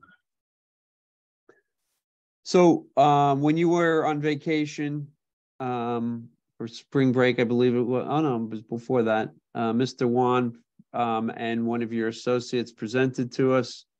I think we discussed a few concerns that were going to be looked at to see what alternatives we might have or things that might improve the situation. So take it away.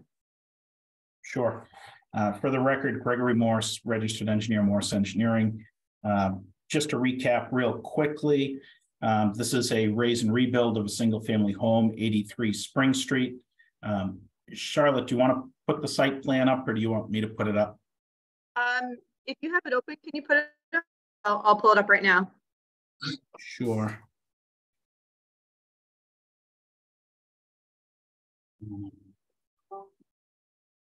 Hold on just a moment. Share screen.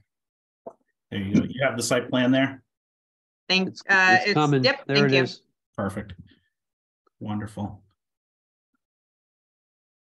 So Spring Street being at the top of the page, coming down the side lot line here, we had a bordering vegetated wetland, which is highlighted in blue along the edge of the existing driveway. The existing home is back here at the rear of the property, about 650, 660 square feet ground footprint with the existing dwelling. Since the last meeting, we had our wetland scientist go out and rehang wetland flags and re-verify the wetland line that was out there. We provided a revised plan earlier in April with that delineation. But regarding the location of the house, the location hadn't changed. We did provide a figure, an alternative figure for additional parking at the site if the commission would entertain that. Looking at the house footprint itself is 24 foot 4 inches, or sorry, 4 inches. This way we have 27 foot 4 inches along this facade. This is an existing dirt area where the client parks now to access the house. The existing house is serviced by municipal water, sewer, and electric already. You see those connections here. Those would just be temporarily disconnected from the existing dwelling and then reconnected to the new home once it is built. The new home is largely in the same location with the exception of we've moved it over from the side lot line here approximately 2 inches. The existing home was non-compliant with the 20-foot side yard setback for zoning. So we've moved it over 2 inches to bring it into compliance with that setback. We had erosion controls proposed around the project. That's what the dashed line here represents around the foundation, the limit of work.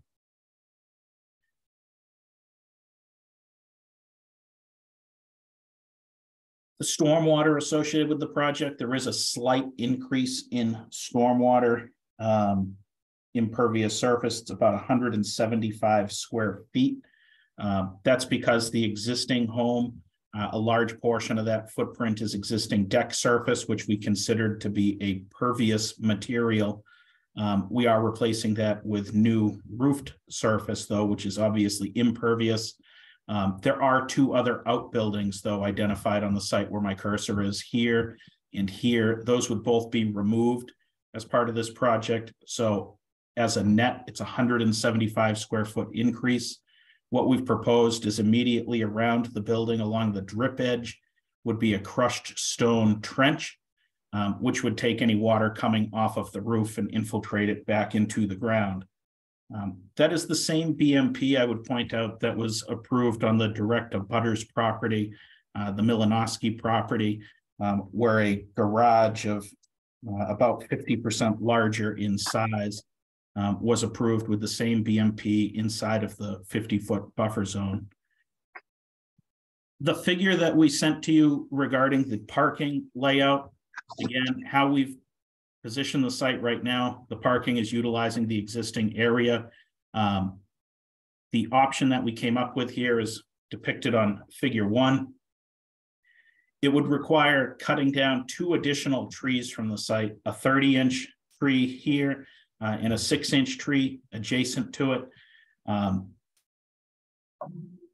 This would get just graded off and become gravel area to accommodate 2 parking spaces outside of the 50-foot buffer.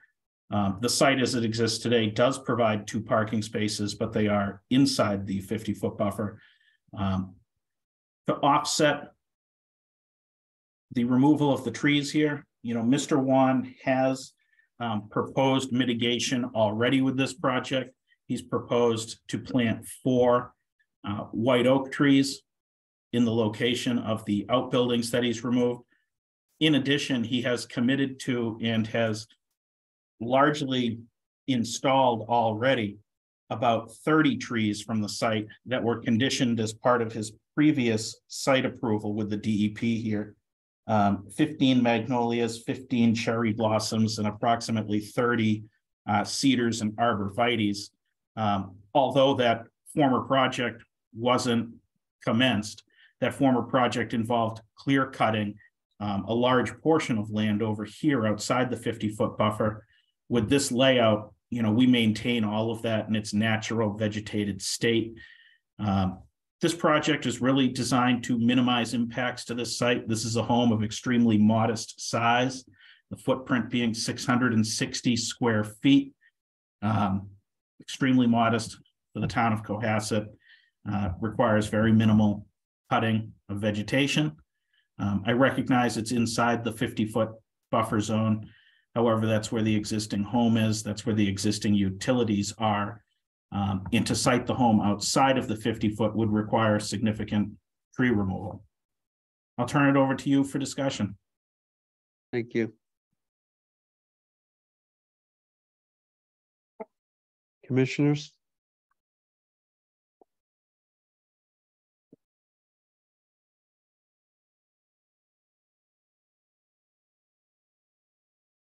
I just say that the alternative parking, I prefer just to leave the parking alone.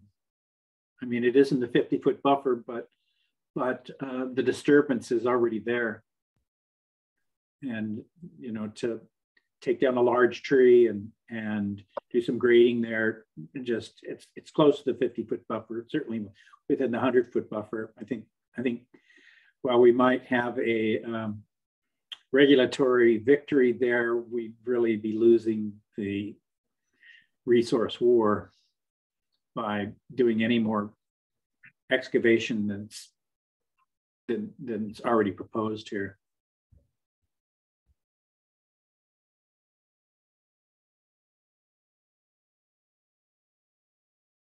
Charlotte, can you weigh in on this?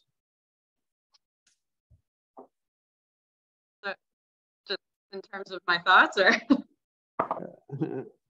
in terms of our bylaws? So the main question here, at least from our bylaws and regulations, is the evaluating the disturbance in the 50-foot buffer. So with the rules and regulations, the 50-foot buffer is, considered no adverse impact whatsoever. So it has to meet that's the first condition for any approvals in the 50-foot buffer, that there has to be no adverse impact whatsoever. So if the project here before you, if you guys think that meets the case of no adverse impact and also meets the definition of a rare and unusual circumstance, I can pull up the exact language too, just so that we can go through it. But that would be the main determination to vote on whether or not the commission would approve the project as is and approve a variance. And then the other question is, again, if it does not meet the definition of a rare and unusual circumstance to the commission, looking at alternatives and kind of weighing in on the impact of that on the buffer zones. So I think that would be, I guess, based off of the alternative that they just presented. I guess that begs the question of, does this design as is have no adverse impact on the 50-foot buffer and the resource area, or does the alternative provide a better protection, I guess, against, you know, what we allow. But I can pull up the section 13 if we want to look at it, just so I can look at the exact language. But that's kind of what I'm thinking of. You know, it seems like the commission has a choice here of, you know, this is already a previously disturbed area where the existing home is. It's not on a foundation, so they would be installing a foundation in pretty much a similar spot, but within building setbacks, and no tree removal other than one tree behind the home. Can't see it right now, sorry. But Greg, would you be able to zoom in? I think it was like a 4-inch caliper tree in the back of the home. 5-inch. 5-inch, sorry, that was close.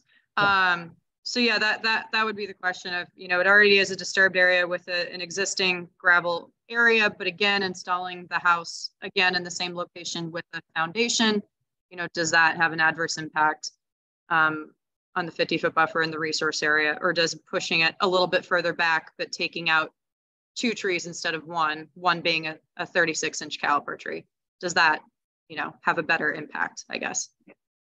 Well, sorry, that was a long way of describing it. No, that was good. I mean, I think that, I struggle with this because I think that a pickup truck and a couple able bodies could dismantle the existing property and take it out in a weekend, and what you'd be left with is bare earth. But I mean, it's you know, I don't know. It's not. It's still a buffer zone, and it could be It could be mitigated to function as a buffer zone, and the cost of that is that you would have to do some serious construction in the 50 to the 100-foot buffer in order to place a house outside of 50-foot buffer. And it would require serious mitigation to make up for what you're doing. But I mean, I struggle with this project because I understand if you walk out there, there's what seems to be a very flat and buildable space, but it is sitting directly in the 50-foot buffer and giving little or no buffering to the wetland. So I think the way you describe it, you know, addresses a lot of those issues. You mentioned section what, 17? Section 13, that's our variance section. I'm happy to pull it up too if you guys would like to see the exact language, but that really is the breakdown of no adverse impact whatsoever for the 50-foot buffer, and the burden of proof is on the applicant, and it has to meet the rare and unusual circumstance, you know, definitions for the work. So those are kind of like the 2 parameters of no adverse impact to the 50-foot buffer, burden of proofs on the applicant, and then, you know, does it meet the definition of a rare and unusual circumstance?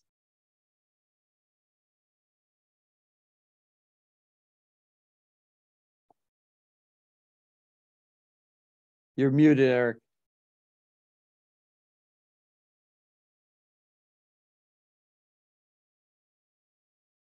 Okay. When we first reviewed this project, take 1 on this project, which was, I guess, 3 or 4 years ago, there was no issue in terms of the house because we hadn't gotten that far. The big problem we had and the conflict we had between the applicant and the Concom had to do with the driveway. The width of the driveway, the overflow of material, the tar, the asphalt from the very narrow driveway into the resource area, the building up of the sides, the need to build up the driveway and use part of the resource area in doing that, which was encroaching on the resource area. There are a number of trees that I can't even envision right now along which are deemed to be, had to be cut if any sizable truck was going to get inside with building materials. And this was something which they felt they had to do then. There was an issue over the width of the driveway. At that point, it was felt to need to be, I think, 11 or 12 feet. I'll have to go back and review that. And the conservation assistant, Mr. Ivis, back then was adamant that this was meant and historically was a 10-foot wide driveway and would have to stick to the 10-foot wide driveway. Anything larger than 10 foot would represent an encroachment into the resource area. And these were the issues that came out. Now, these issues I think are probably still there, although I haven't seen the detail of what the driveway is, but the width of the driveway, the trees that would prevent large trucks getting in, needing to be cut down, And we seem to have missed all those issues this time, but they were killer issues last time. All right, so I think we're going to have to go back and have another site visit, all right, and go through the trees, the positioning, where the driveway is, how it's going to be prevented from overflowing into the resource area, and all things related to that. We're back where we started from in this project, as far as I'm concerned, in the driveway. And then we have the very strong issues that Chris brought up, having to do with work within the 50. So that's just going back and looking 3 or 4 years and reliving some hard discussions we had back then. And I don't think anything's changed. Well, Eric, I just want to bring up that the driveway issue was it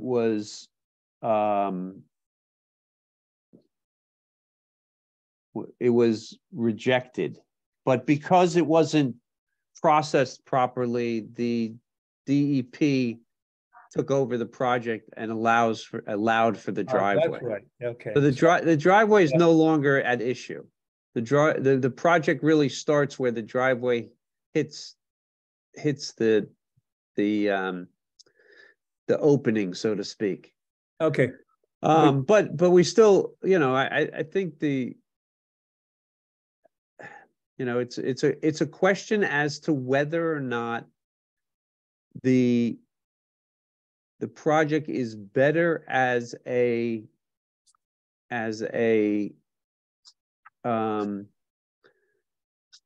variance in the 50-foot buffer, or whether or not the house should be outside the 50-foot buffer and mitigation for what it damages. I tend to lean towards the second. I think that there is that this cottage that is there on cinder blocks does not, in my mind, require any sort of grandfathering, etc. And I think that it would be better to remove it and mitigate the 50-foot buffer and to look at alternatives for the house. Do I think it's going to take down big areas and cause lots of grading? Yes, but I think it's outside the 50-foot buffer, which is what we always say is sacred. So that's my feeling. I'm one vote. That's all. So. Yeah, I'm looking at the alternative too, and it's a tough call, Chris. Mm-hmm. Because I mean, look at the contour lines there, and we know that's there's going to be a lot of trees that go down there.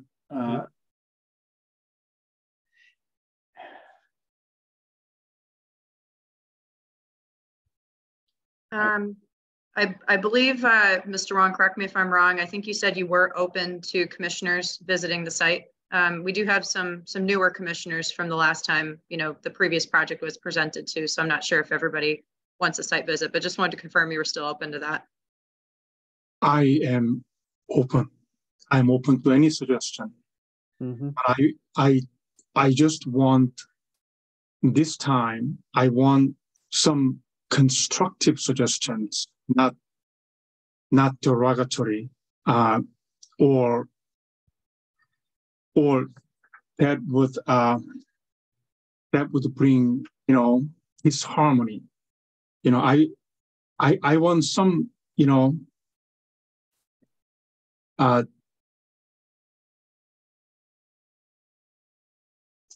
positive, constructive suggestions that would enable me to build a house there. One of the concerns that came to my mind immediately when Mr. McFarland was speaking about moving the property, then the concern that came to my mind is where do I park the car? Mm-hmm. If I move the property, a footing, out of the 50-foot buffer zone, I think there is a space that I can squeeze in on that corner of that property. But then I would lose parking space. And you were concerned about I might be parking, my grandchildren or great-grandchildren later on would park the car in the place where the buildings that are to be demolished. I mean, the small storage space where we are going to put white oaks. So, I want to find a permanent parking space that would satisfy Conservation Commission as well. Sure. We had looked when we made this original submittal back 4 or 5 years ago at this point. We had a house outside the 50-foot buffer zone at this property. Mm-hmm. That was not well received by the Conservation Commission at the time due to the significant loss of trees on the property and the ledge that's at the site, the fissures in the ledge that would occur due to blasting and hammering associated with bringing utilities to a new location for that house. That's why we've cited it where it is, and it was even suggested, I believe, by 1 or 2 commissioners when we did our last site walk, when we were looking at driveway issues, that we might consider a smaller house in the location of the existing location to help minimize any further disturbance at the site. That's why this location was specifically chosen. Is it possible to get the house outside the 50-foot buffer zone? In my professional opinion, yes, it is. I drew a plan before that had it outside the 50-foot buffer zone. But unfortunately, it does require significant tree removal. It would require ledge removal as well. And that's what the commission needs to weigh, is whether those two things are going to be offset by this project here, which requires an extremely small amount of tree removal. And I would add that former project, did disturb a larger area outside the 50. It had mitigation proposed at the time, and the DEP approved the mitigation for that larger area. They approved a total of 15 trees to be planted on the site. Mr. Wan has actually built all of that mitigation 2 times over. He's planted 30 trees at the site as of today. Actually, as of today, I planted 38 trees. 1 died, so 37 trees, live trees there, and also I planted 15 magnolia, 15 cherry blossom trees additionally. So yeah, and that was all. So I would thank you for all your planting. Unfortunately, this is all buffer zone, and it should be all native planting, not cherry blossom trees. I continued. My understanding is that there is no first floor on this property, that you actually go up to a second and a third floor. Is that correct? Yes, first floor will be what I am thinking. I'm not an architect yet. What I'm thinking is that first floor would be the welcoming space as well as kitchen. At what elevation? So we have the elevation shown on the plan here. First floor for this building is at elevation 18.5. Existing ground surface by reference is elevation 12 through the middle of the building. So it is elevated, about 6 feet, 6.5 feet to the first floor at this property. And Greg, in this corner of the property, is this kind of the sum total of trees that are in that corner of the property? What's the question there? Well, you said it. You said there would be tremendous tree removal. What I'm asking is, you're showing some trees on the property. I don't know if you're showing all the trees, but you're showing some. Yeah.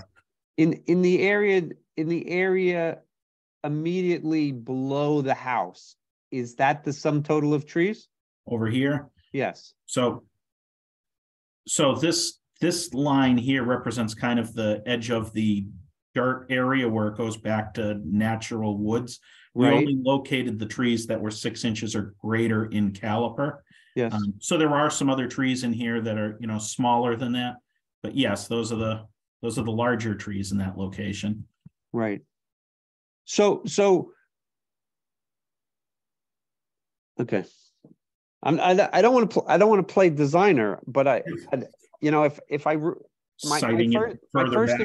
my first impression is if that house aligned with the setbacks and pushed itself out of the 50-foot buffer, and you parked underneath the house, then what you have is just a crossing inside the 50-foot buffer, which is something that our bylaws discuss. And it just seems to me that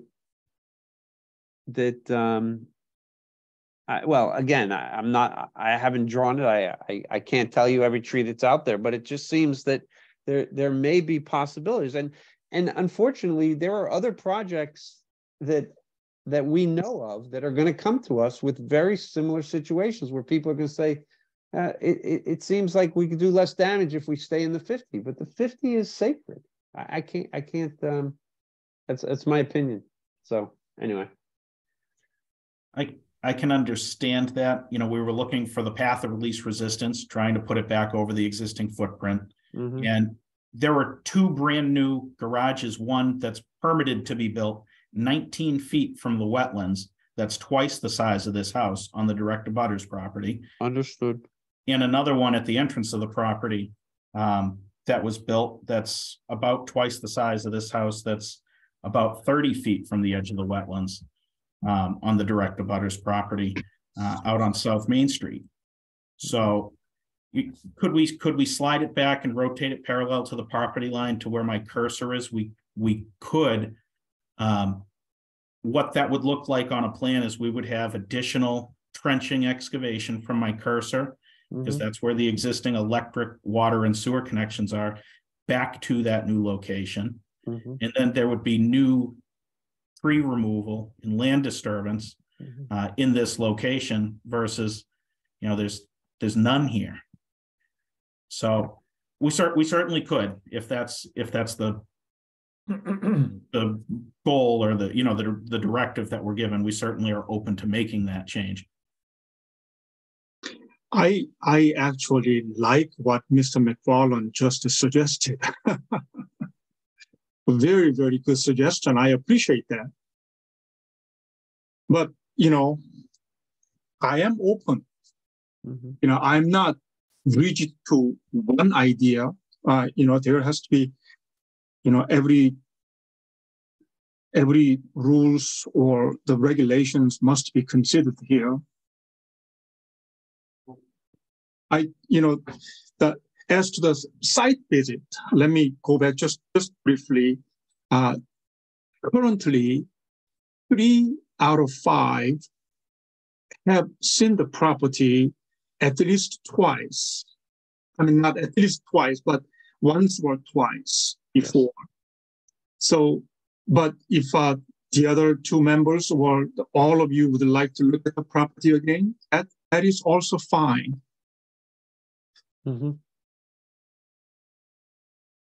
Let me just say, Mr.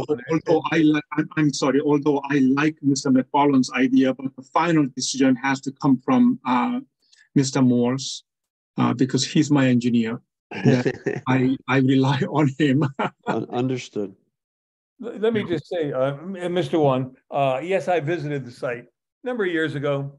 I think I can remember what was there, but we never really looked at what was behind the house. We looked at the front of the house, the driveway and all that.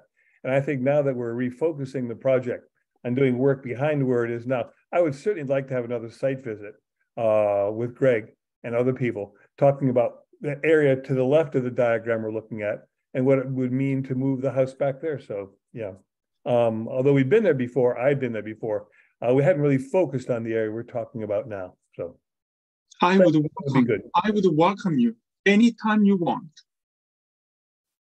Okay, then I'm going to recommend that we continue this hearing and set up a site visit. Can we do that, Charlotte? Yes. Okay. Is that, Mr. Wan, is that okay with you that we continue this hearing for 2 Absolutely. weeks and we go from there? Absolutely. Very good. You know, as I said, I am more concerned about that we work together and be constructive. Mm-hmm. Thank you. Okay. Okay, then we're going to continue this until May what's that date? The 2 meetings in May are the 11th and the 25th. Yeah, we'll do it till the 11th. Okay. And in the meantime, Charlotte will be in touch with you to set up a meeting. Greg, just one quick question. Yes. Does the fire department have to approve this property? I do not think so. Thank I you. think I've already fire department. I think the regulation has changed, and I don't think fire department has to approve this anymore. I spoke with okay, I was just curious. That's all. Yeah, I spoke with the chief or the lieutenant to the fire department about 7 years ago or 6 years ago, and he told me the regulations had been changed, and I do not need to go through fire department approval anymore. Oh. But I could check that again. No, I was just curious. That's all. Okay, thank you. We're continued until Mr. Wan, in your opinion, you do not have to have access on your driveway to emergency vehicles. Is that what you're saying? Ambulances and fire engines and all that. Okay. Yes. I think the rule was changed in November of 2016. Okay. November 2016, they had a huge meeting, the statewide meeting, and in that meeting, the rule was changed. And Eric, that's why they hire young firefighters like Chris McIntyre to run down that driveway carrying a hose instead of you and me. And me. That's what I said, you and me. And Tom. And Tom, exactly. Hey, I can still run. Okay, we're continued until May then. Thank you very much, and Charlotte will be in touch. Thank you very much. Thank you. welcome. Our next hearing this evening, NOI 23-12, 63 Nichols Road, was a collapsed wall. Mr. Chairman, I'm going to have to skip out for 15 minutes. I'll be back. I have a dog that needs to be taken care of. All right. And I will miss this one. I will join you rejoin you for the next presentation. Okay. Okay. We still have, is everyone else available for this? Mhm. Yes. Okay. Yeah. Okay. We'll do it without you, Eric. Go ahead. Okay. Where do we stand, Charlotte? Hello. Hi, Sean. I think Carmen might be covering for Brendan for this one, so I'm promoting her. Yeah, yeah, maybe she is. I'm not sure if she is or not. Brendan reached out to me. Carmen, are you covering for Brendan for this one, or? I am not. That's okay. Sorry, there's nobody else from Merrill in the audience. So. Oh my goodness. Okay. Unfortunately, no. I was waiting. I've been on since 6:30 because of Sandy Beach. But so I can go through the plan because I did. No. Sean's got it covered. Oh, yes, nice. I think Sean's got it. Nice. All right, we'll keep you on mute though, just in case. Yeah, we don't know how well I've got it covered, folks, but we'll give it a try, right? So, Charlotte, I think that you have everything up. Yeah. For me. This is Sean Papich of Sean Papich Landscape Architecture, 222 North Street in Hingham, and yeah, Brendan could not be here tonight. Brendan Sullivan of Merrill Engineering, and he has a plan that they had prepared. Yep. Or I think you all know the project pretty well. I believe I know Tom does. He saw it right when it all started to collapse. What I believe this portion of the proposal for is for the NOI is for the new section of wall that we are proposing. Yes. When we were out, yeah. Hopefully that opens up. It looks like it's only, there you go. Get Now, nervous. there it is. Thank you, Charlotte. Mhm. So there's most of the wall that you see along in that plan view, kind of from the middle of the page down toward the bottom of the page is wall that was, it's been completed as a result of the replacement of the old, call it kind of early version concrete block, decorative concrete block wall that was there for about 30 years, maybe a little less than that. Sometime in the 90s where it collapsed, and then where we feared it was going to collapse. That was replaced with the segmental block walls that have stone in them, have crushed stone in them, and then a layer of planting soil on the top of them. So when we were out there with John Halland, building inspector, his suggestion was, in order for the rest of this kind of driveway area, causeway area to ensure that it does not collapse and you can control some erosion, are you not planning on extending this wall all the way to the ledge? And that's that area that's kind of the darker area that is toward the top of the page.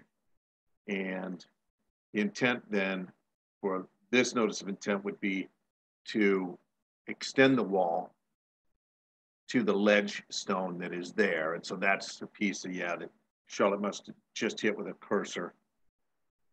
And so it's the same style of wall, it's the same block wall that you've seen. I think that there's a picture, I believe it might even be on that sheet right there, Charlotte. Maybe it is, or maybe it's not. If the images that were, I believe they put them on their own drawing, Merrill did. Yeah, so that's a section of what is built and where it ends. There's a handful more feet to get to the edge of the end of the what was existing block wall, the extent of it. Unless you already did that. It looks like you already did it. And then the extension would then come from this end and it kind of be coming behind the picture, so to speak. Yeah, going that direction. Thanks, Sharp. And hitting the ledge in order for us to keep that soil up by the driveway itself, not lose any more soil and have it erode off into the salt marsh. So I think the big question was going to be, one of the big questions, I think Charlotte, you were back and forth with Brendan on, was making sure that we had that flagged and that we were outside of the edge of the salt marsh. And I believe John Zimmer had come and remarked that. And so that extension is outside the edge of it. There was discussion, we do have a planting plan for above the wall. If you've seen that already or not. I know that there was discussion that I believe Brendan had a discussion with you of any disturbance that might be below the wall gets replanted with the salt marsh plants. And I'm not sure, Charlotte, if that's something you can comment on. I know he said he had some extensive conversations with you on that. Yeah, I talked to Brendan and I talked to John Zimmer, who is the wetland scientist from South River Environmental, for the record. And so the work, to John's and Brendan's knowledge, is the emergency portions that were previously authorized, and this new work will be outside of the salt marsh, but obviously, you know, right before the limit of the salt marsh. However, due to the construction of the project, you know, from the previously authorized portions and from this new portion, there's obviously going to be some temporary disturbance to the salt marsh to construct the rest of the walls. So John and Brendan were open to the ideas of establishing some sort of mitigation planting plan if the commission saw fit. So replication specifically in this case doesn't seem to be necessary, but if the commission wanted to issue a specific condition about any sort of mitigation to the salt marsh from the foot traffic, from any, you know, no heavy machinery will be in here, but, you know, again, from the foot traffic, taking out the inflatable plug and the culvert whenever the work is done.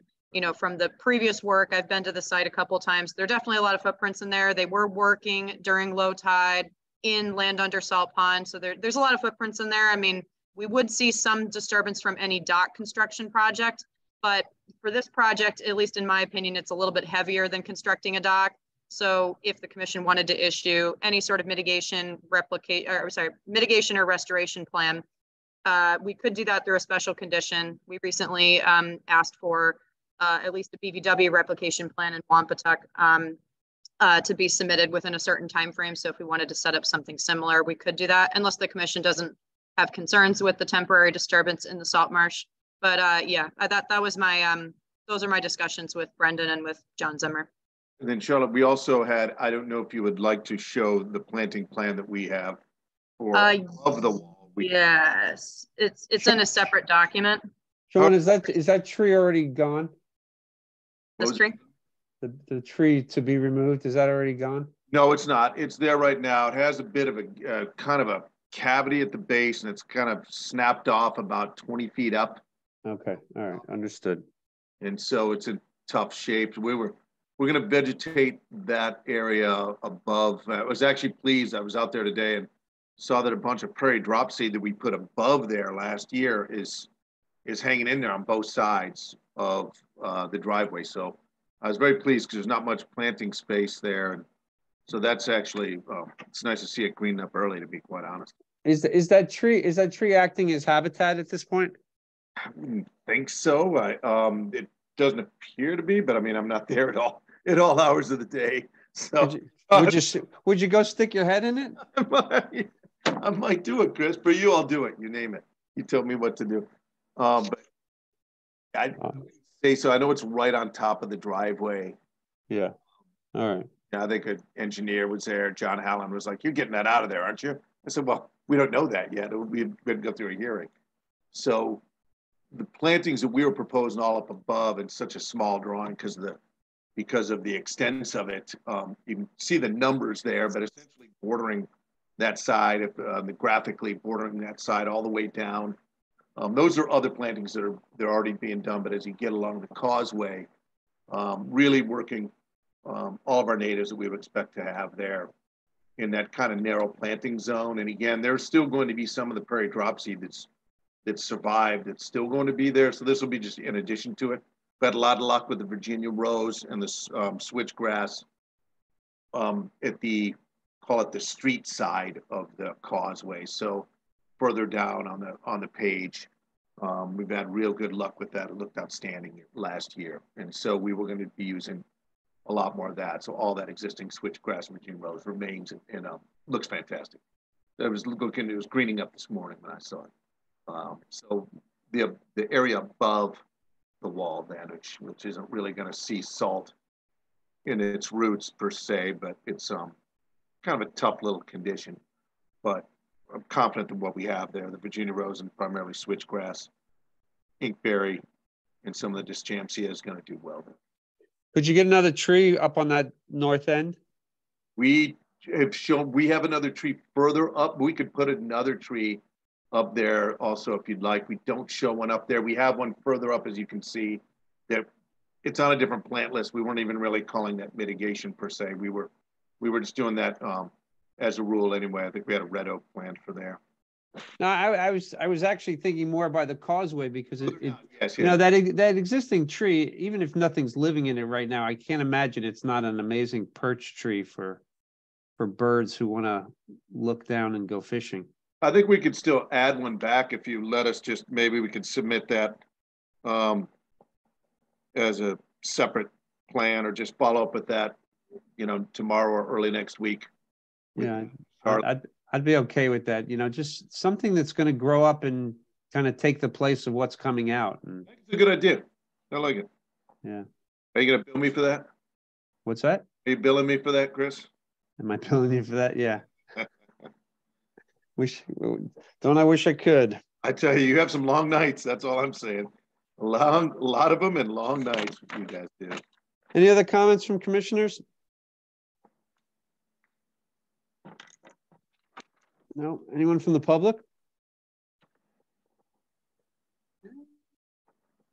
Nope. No.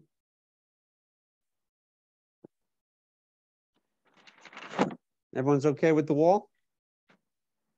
Yeah. Getting no comments. Okay. Well, without comments, I'm gonna close the public hearing and make a motion to issue an order of conditions, which includes the addition of one shade tree, appropriate shade tree from our list in the area of the tree being removed. 3+ inch caliper.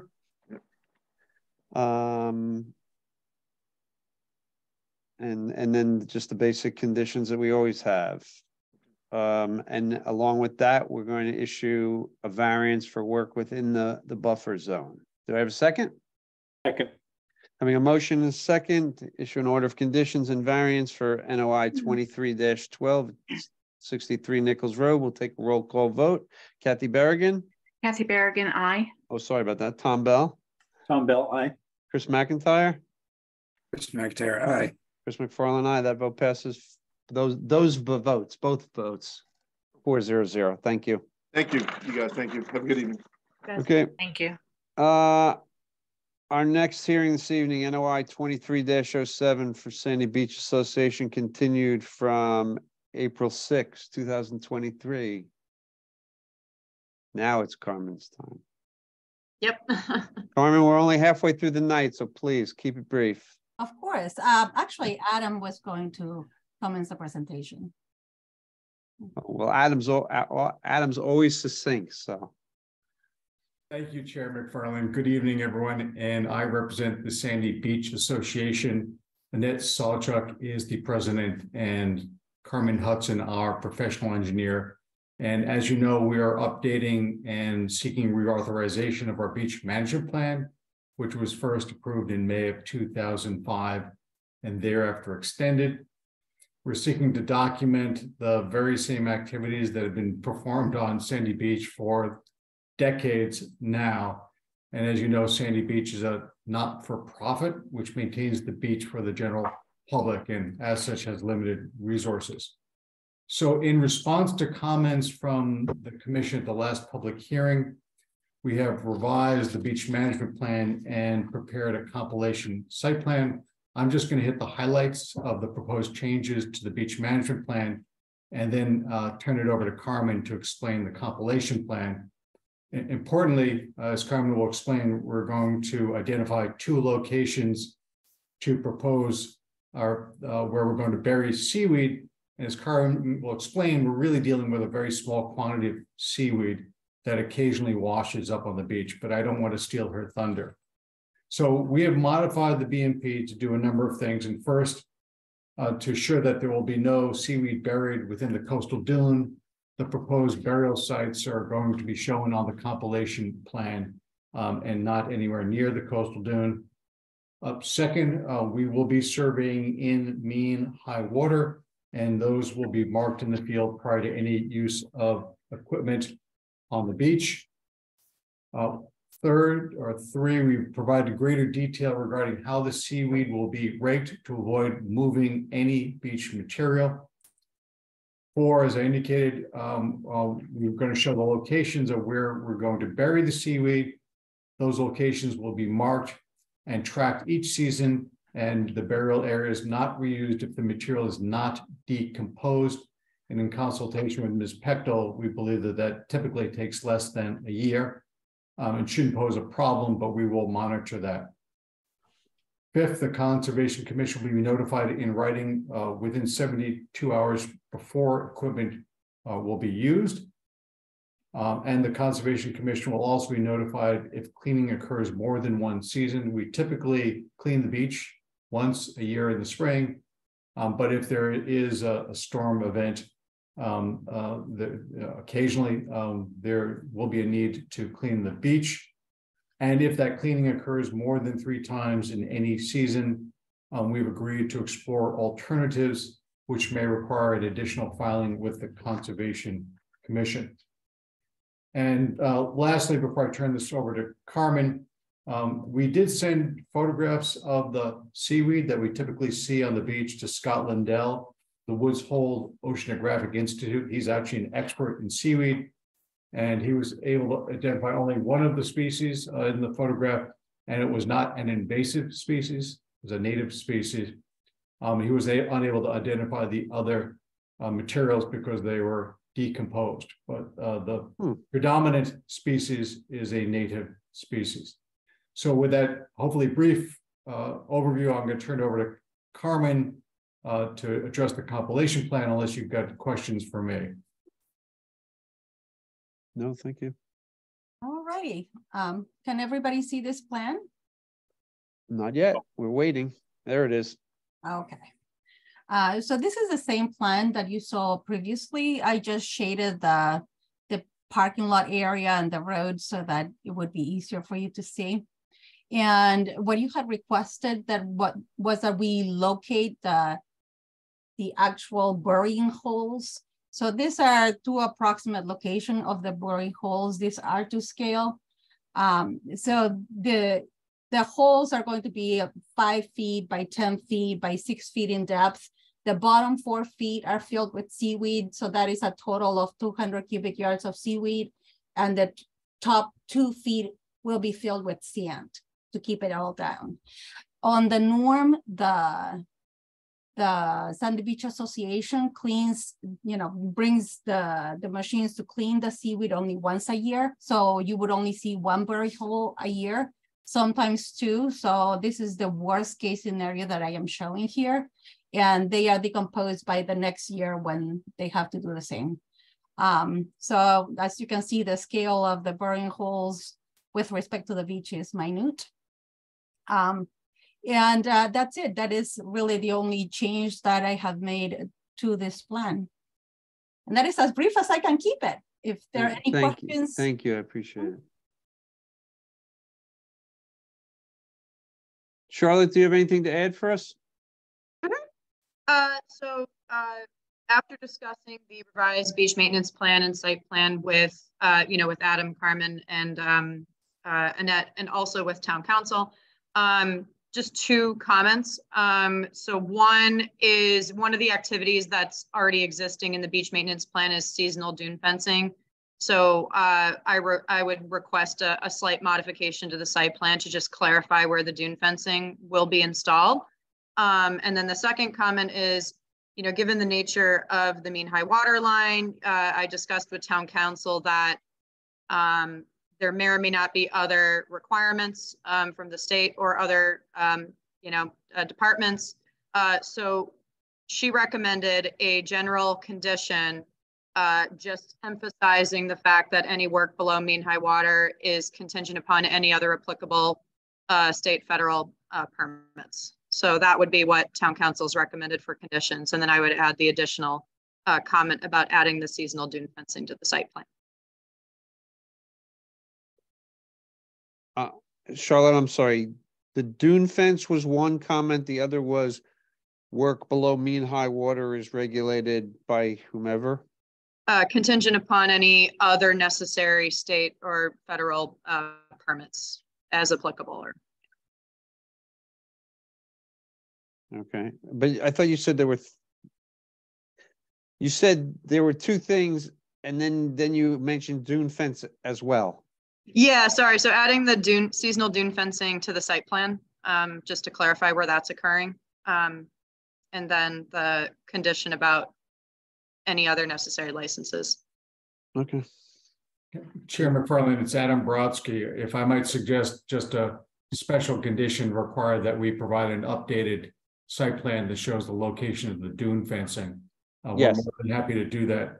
And second, I'm more than happy to go along with town council's special condition. I'd suggest that it's already covered in your general conditions, which requires that any applicant obtain any other permit or approval necessary to perform the work under the order. But if town council wants to specifically call it out, I have no objection to it.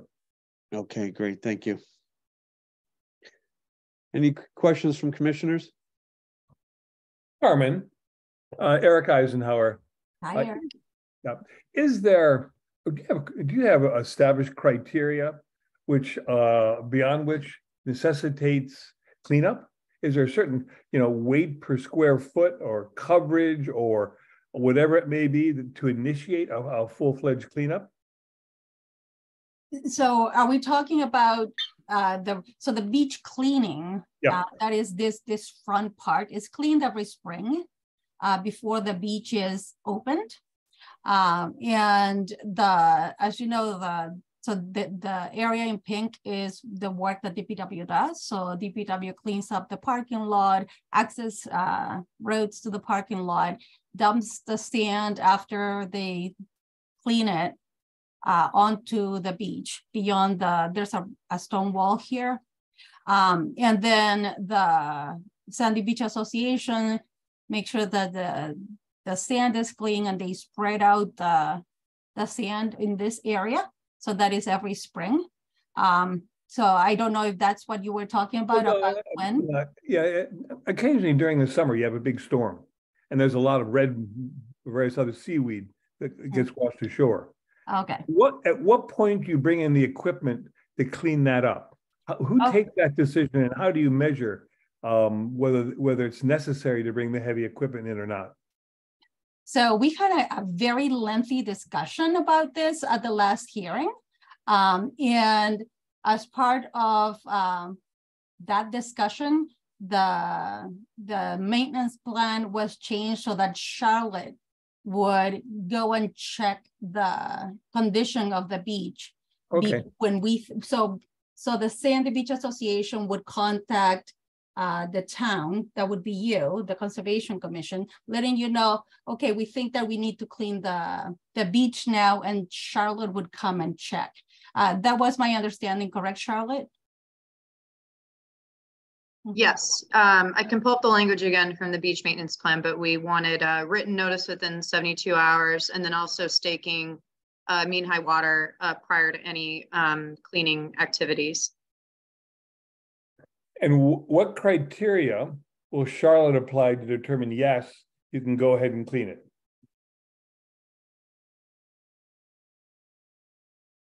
Good question. I mean, is it your nose? Is it your eye? Is it the fact that you think it's ugly, or that the kids don't want to walk on it? I mean, there has to be some metric or metrization as to how that decision's taken, I think.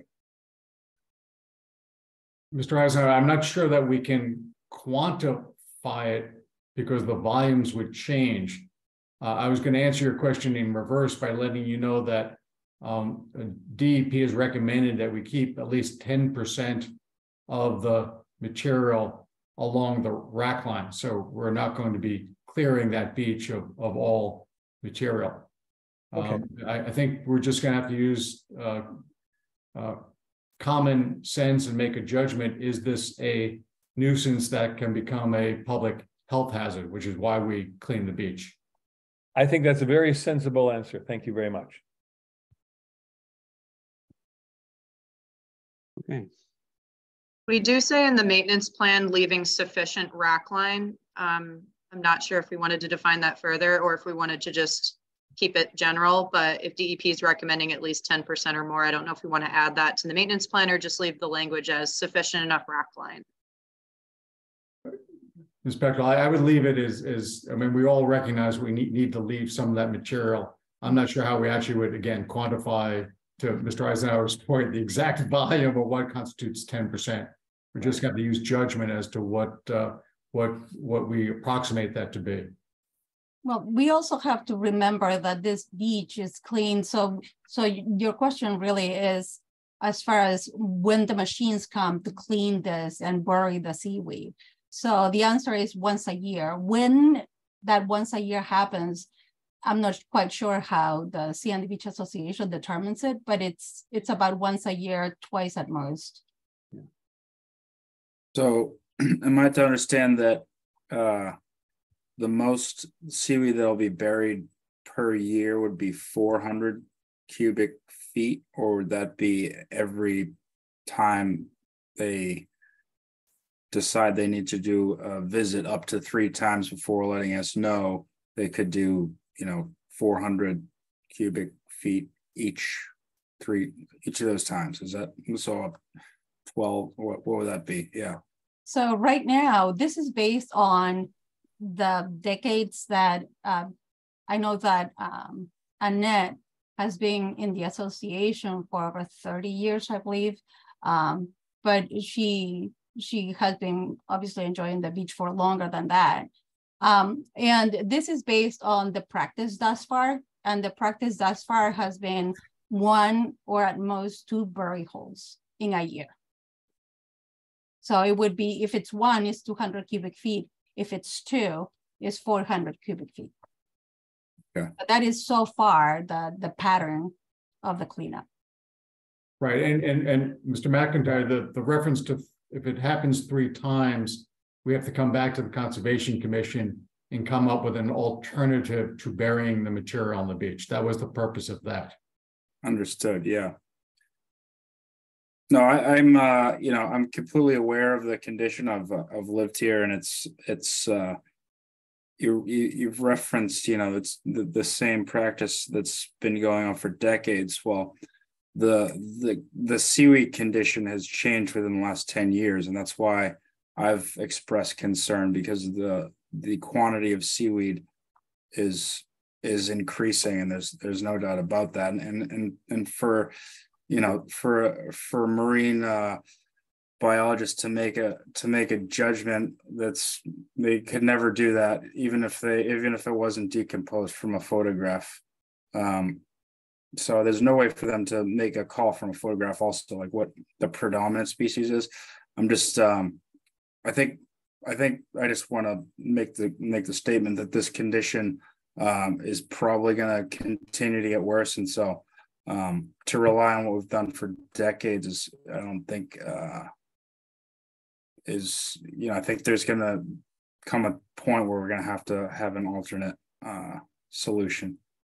And Mr. McIntyre, again, I have no knowledge of it, the change of conditions. I take your word for it, but the plan anticipates that if this problem becomes worse and we have to change tactics, this beach management plan recognizes that. Well, also the notice of so the order of conditions that we received for this is only good for 3 years.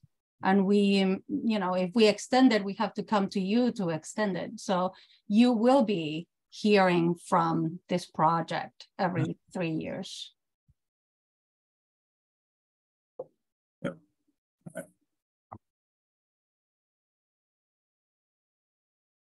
Any other comments?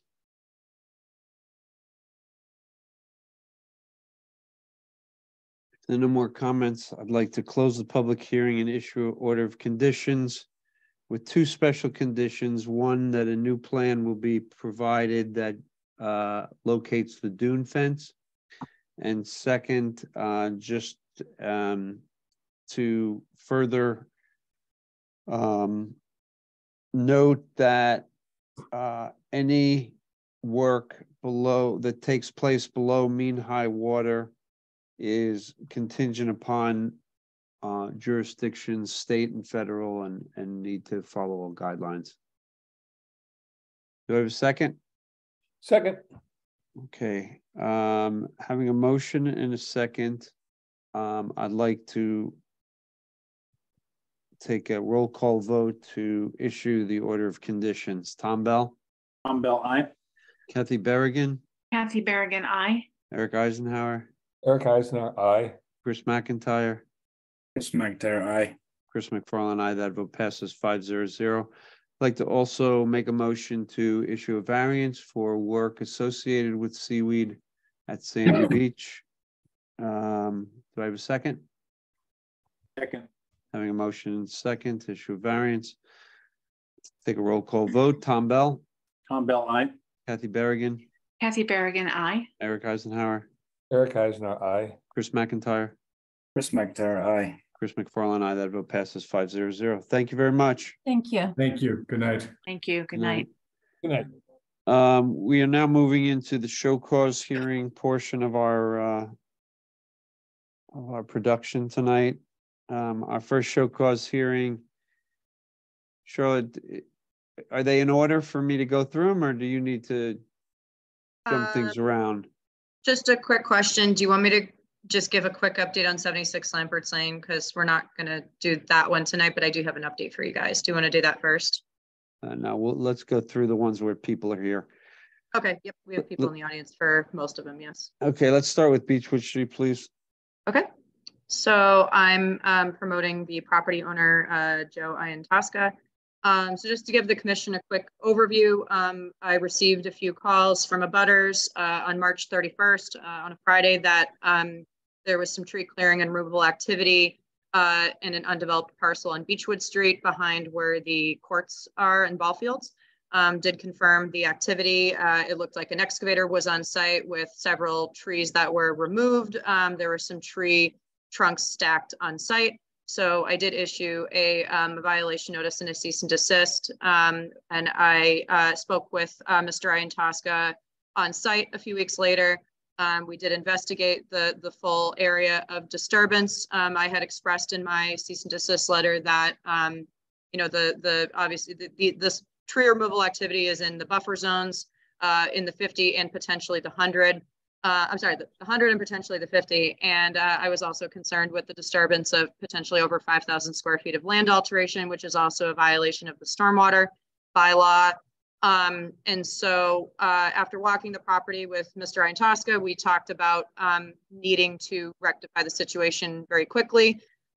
He had explained that the trees were cut as part of, I can pull up a red line version of a previous site plan that he's provided for reference, that the trees were removed along this area called the area of maintenance and access, and along this existing stone wall to prevent any safety hazards to the homes, to the other structures, and to the existing electric overhead utilities.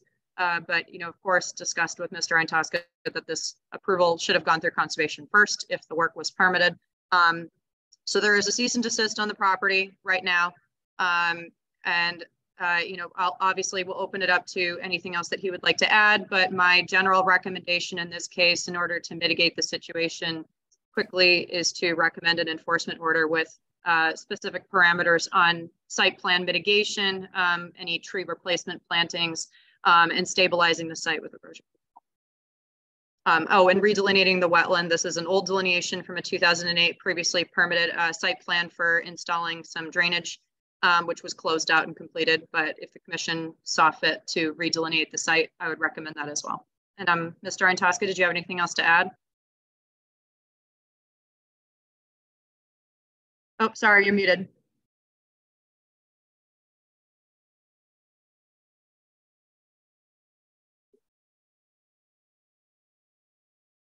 Oh, still muted. Sorry, we can. Can you hear me now? Oh, yes, now we can. Terrific. Yep. All right. I think you covered it pretty well. I was concerned about the safety condition that was in place. We had quite a bit of storm damage, and there were some significantly large trees along that area of maintenance and access that I was concerned about falling on the houses that were right along that property line. Based upon Charlotte's recommendation, I hired Brad Holmes from OCR.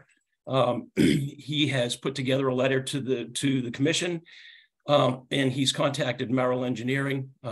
What we'd like to do is any of the ruts or any of the disturbances that are in place right now, would like to get them stabilized with some overland planting mixes that he specified, get it stabilized, and then he'd like to bring a planting list to the board and work with the board to replicate any of the trees once they get located and the BVW gets located. Come back with a plan and work with the board to replicate this. And my assumption would be, we'd like to get everything cleaned up and stabilized by the end of May or middle of May. And then by the time you go through the planting plans, excuse me, my guess is that we'd have to do that in the early fall.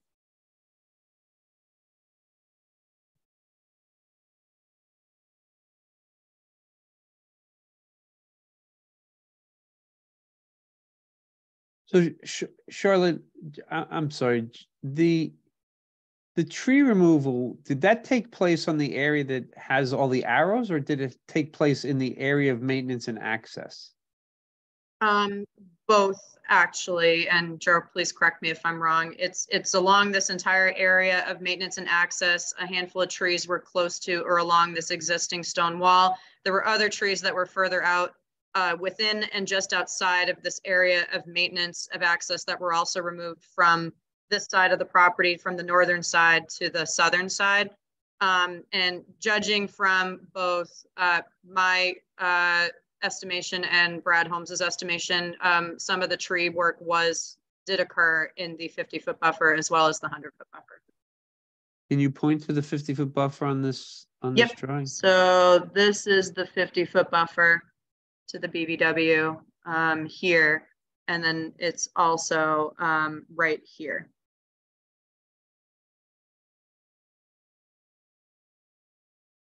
And then the wetland is right here, at least partially from what you can see on the plan. Oh, yeah. Okay.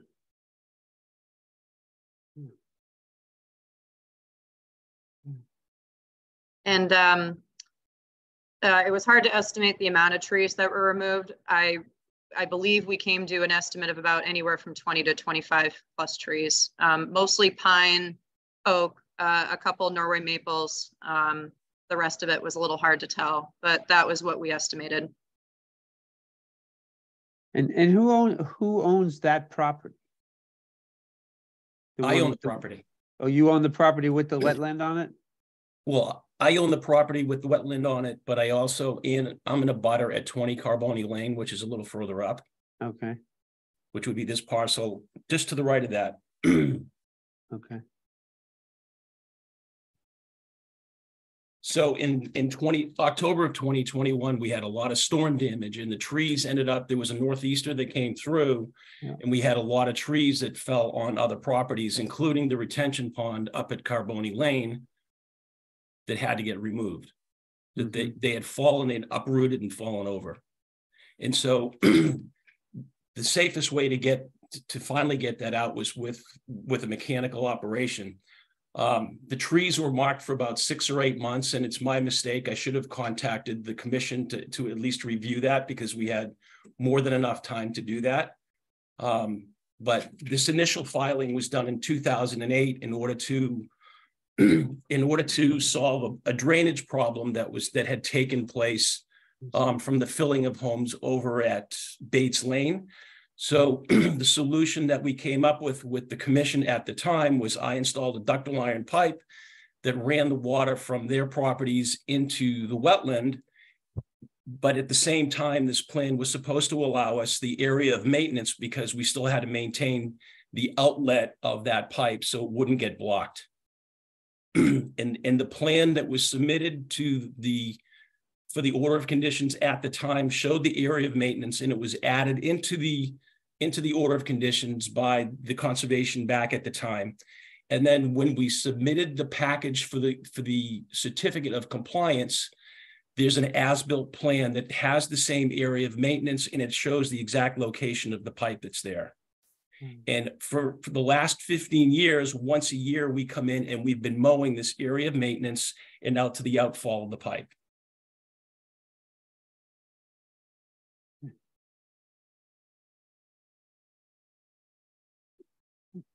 So Charlotte, where do we stand? So right now, I can pull up some photos for reference, but right now the site, is disturbed, and I would recommend, as the commission sees fit, to issue an enforcement order for the Wetlands Protection Act and bylaw, but also if they see fit for the stormwater bylaw to stabilize the site as soon as possible to its original conditions. So, in terms of loam seed restoration, fixing any excavator marks, and then planting trees as replacement. So if the commission wants 1-to-1 or more in the 50 and 100-foot buffers, Mr. Eintosca is willing to work with a wetland scientist to come up with a mitigation and replication plan for the disturbance to the buffer zones. And we should, if we did want to issue enforcement orders, we should set very specific time parameters. Okay. May I ask what the conditions were for the maintenance? Did they include tree removal, or was it mowing, strictly mowing?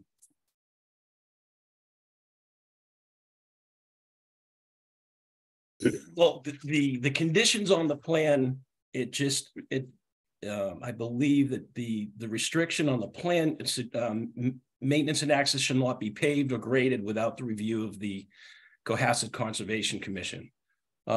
Unfortunately, when I went through the final order of certificate of compliance, I did not see anything in writing that was an ongoing order that would go forward with after the certificate of compliance was issued.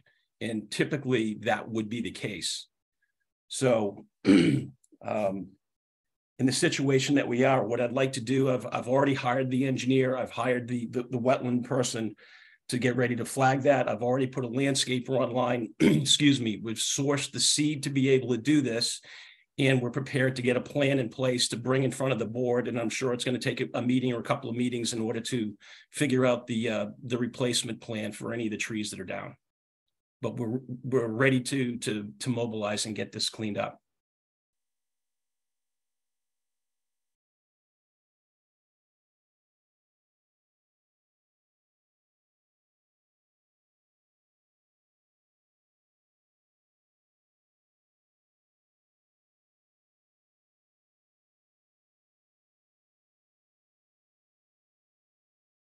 I'm sorry, I turned my video off because I was lagging, but can everyone see these photos? Yes. Okay.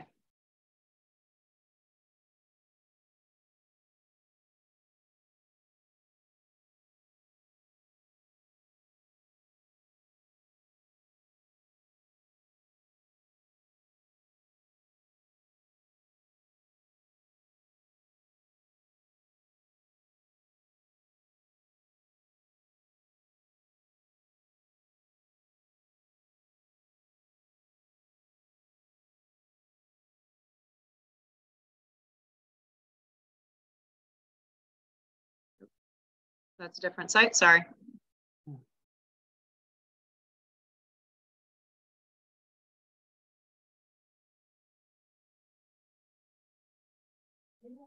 So, Mr. Iantosco, was the removal of these trees just a preventative measure on your part, hoping that you wouldn't have them all falling down again if there was another big nor'easter? We lost the trees that are uprooted. We lost a lot of these trees in October. Yeah, in October of 21, we lost about 30 trees. You can see where they're uprooted. There's still some full trees that are about 80 or 90 feet. Right. That are on my neighbor's property that are currently down. Excuse me. These were from back in October of 2021.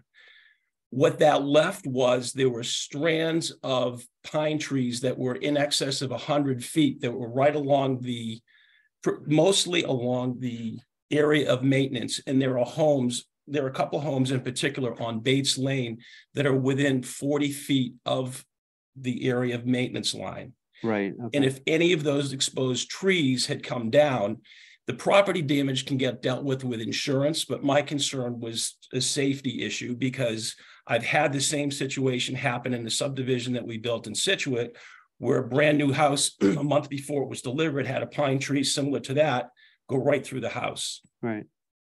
So my concern was a safety issue. It's not that we didn't dig out any stumps. We're not planning on paving any road or excuse me, or any other type of access, but it was a safety issue. So at this point, what I'm looking to do right now is to mitigate, and based upon Charlotte's comments, I've worked with Brad Holmes before, I've worked with Merrill. I contacted Brendan and we're prepared to put a plan together, update the BVW that had the last time it had been done was in 2008. Update that plan, but in the meantime, while we have the month of May, any of these tire tracks or ruts, we can fill all that in, clean that up, and Brad specified a mix of seed that needs to go on it, and we have to get that ordered. Okay. So if we can get that cleaned up and excuse me, stabilized, it's stable, but if we can get that cleaned up, he can prepare, they can both start flagging the wetlands, put the plan together, come up with a planting plan, and then bring it in front of the board to figure out, what needs to be adjusted, what needs to be added, and we can go from there. Okay.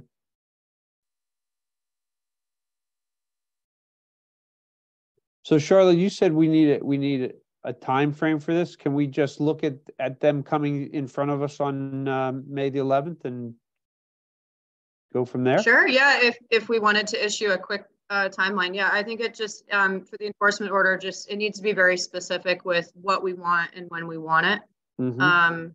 So the concepts that I was thinking of was redelineating the wetland, providing a mitigation, restoration, replication plan, including erosion control measures, tree replacement, plantings to the commission within a certain time frame, and then deciding on that if that's acceptable to do, and obviously restoring the site to its original grade, and if we wanted to allow any restoration work now before a plan, we should vote to whether or not to lift the cease and desist or to keep it in place until we want to see a plan.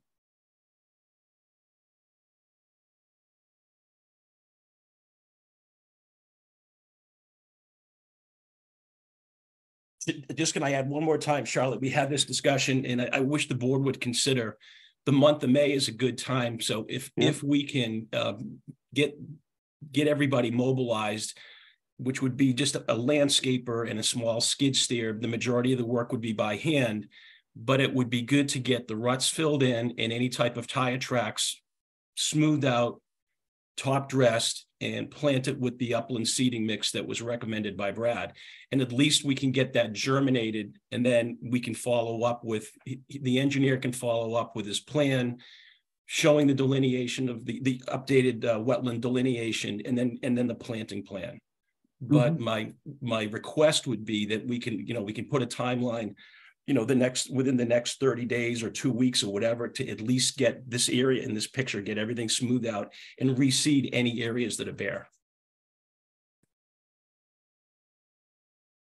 I would be okay with that. Anyone else have comments? Mr. Antoka, are you you were saying something about building subdivisions. Is that what you do for a living? Is you're a builder? I've been commercial real estate. I see. So I find it unusual that somebody with your experience would not realize he needed permits to do any of this. This is a case of clear cut first, apologize, and hope everything works out in the end. That's a lot of cutting you did.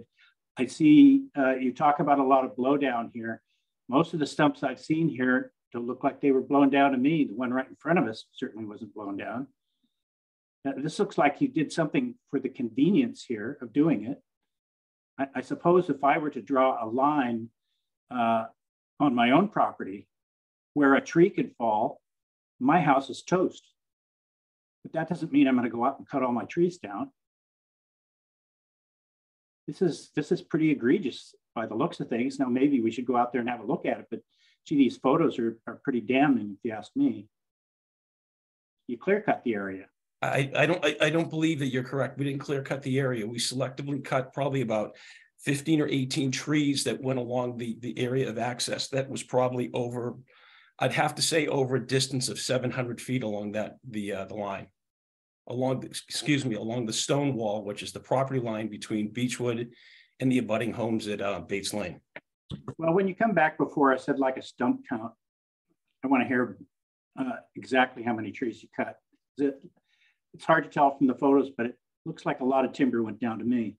Well, I think that on the recommendation plan from OCR, from Brad Holmes, that they were going to locate the trees that were cut on the plan as well. Okay. Okay, good. We see that all too much in town here, where people will cut a lot of trees. We come back with an enforcement order or whatever, but the damage is done. Yeah, I'd be looking for at least a 2-to-1 replacement here. And not saplings either, good sized trees.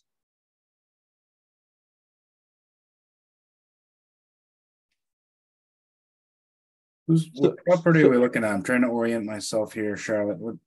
What is that house? Here, I can pull up the plan again for reference. So this is the northern side of that was the northern side of the property. Sorry, give me one sec. So that picture that we were just looking at was, you can't see the home, but the home was about right here past the property line. So this was the northern side that we were looking at. And then the photos later on that, I was showing moves from north to south. So we started at the front of the property here, coming in from an extension of Beechwood, I believe, and eventually private driveway. And then the access to the parcel is from this northern property line. And most of this property, I'll add, is within the buffer zone. So if you were to draw the 100-foot buffer line, it's really like right here. And then most of the property, I would imagine, is within wetlands jurisdiction.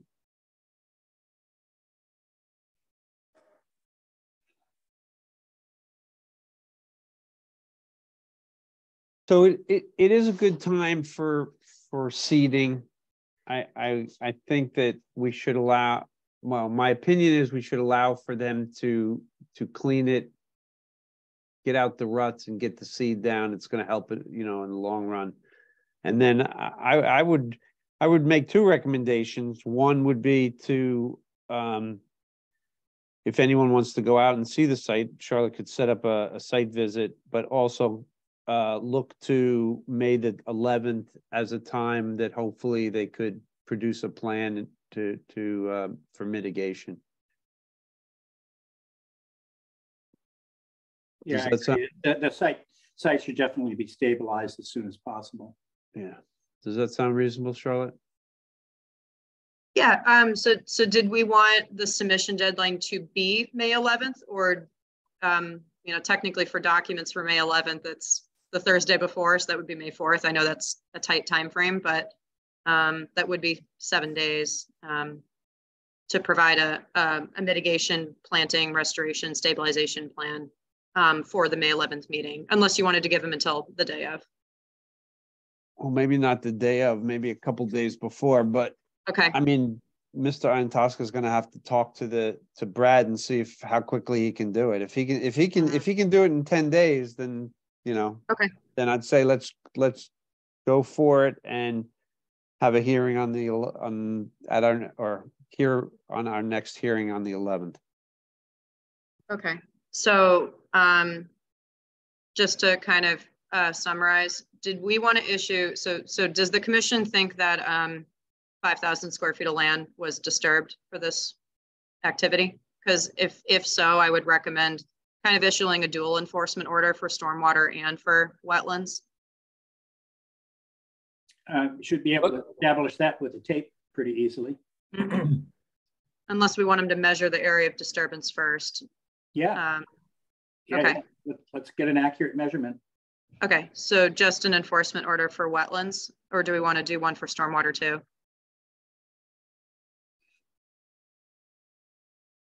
Well, what's the I mean, it's a temporary disturbance, right? Temporary, yeah. I mean, the permanent, cutting of trees is an alteration with, the excavator stuff.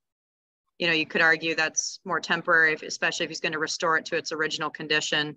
So it is a tough, Yeah, let's just do wetlands for now. Okay. Okay. So we want to vote to issue an enforcement order and lift the cease and desist on the property only to, fix the excavation tracks and loam and seed with a conservation seed mix to do ASAP. Yes. Okay.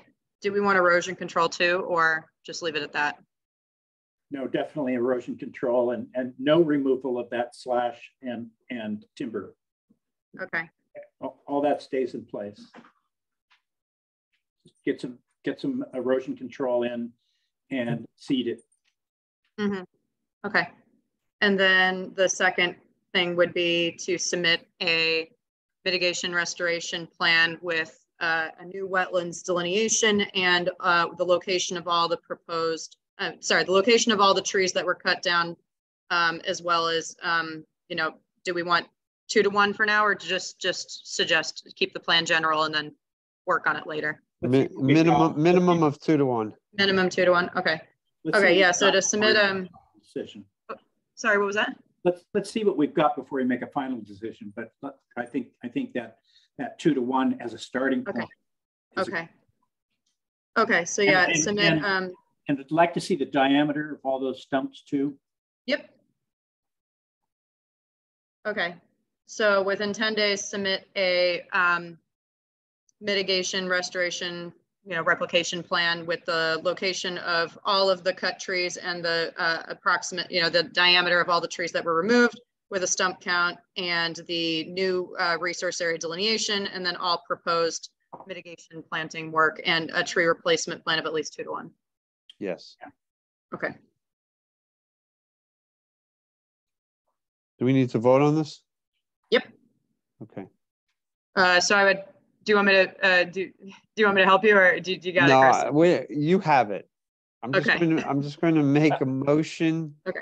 To issue. This is an enforcement order we're doing, right? Yep. Okay. I'm going to make a motion to issue an enforcement order for tree clearing activity and on Beechwood. Do we have an address? What's the address?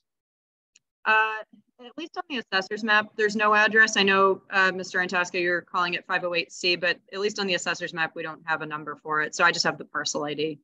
Okay. Well, it's listed here as Beechwood Street. We call it 508C. Do I have a second? Second. Having a motion, second to issue an enforcement order. We'll take a roll call vote. Tom Bell. Tom Bell, aye. Kathy Berrigan. Kathy Berrigan, aye. Eric Eisenhower. Eric Eisenhower, aye. Chris McFarland, Chris McIntyre. Chris McIntyre, aye. Chris McFarland, aye. That vote passes 5-0. For the record, can we also? Do we have to give a variance for work within the buffer? I think so, to be on the safe side, but also can we also vote to lift the cease and desist to allow the the stabilization work as described in the enforcement order? Yes, I'm going to do those together. I'm going to make a motion to list the cease and desist to allow for the start of the restoration, which is land restoration and loam and seed, and to issue a variance for work within the buffer. Do I have a second? Second.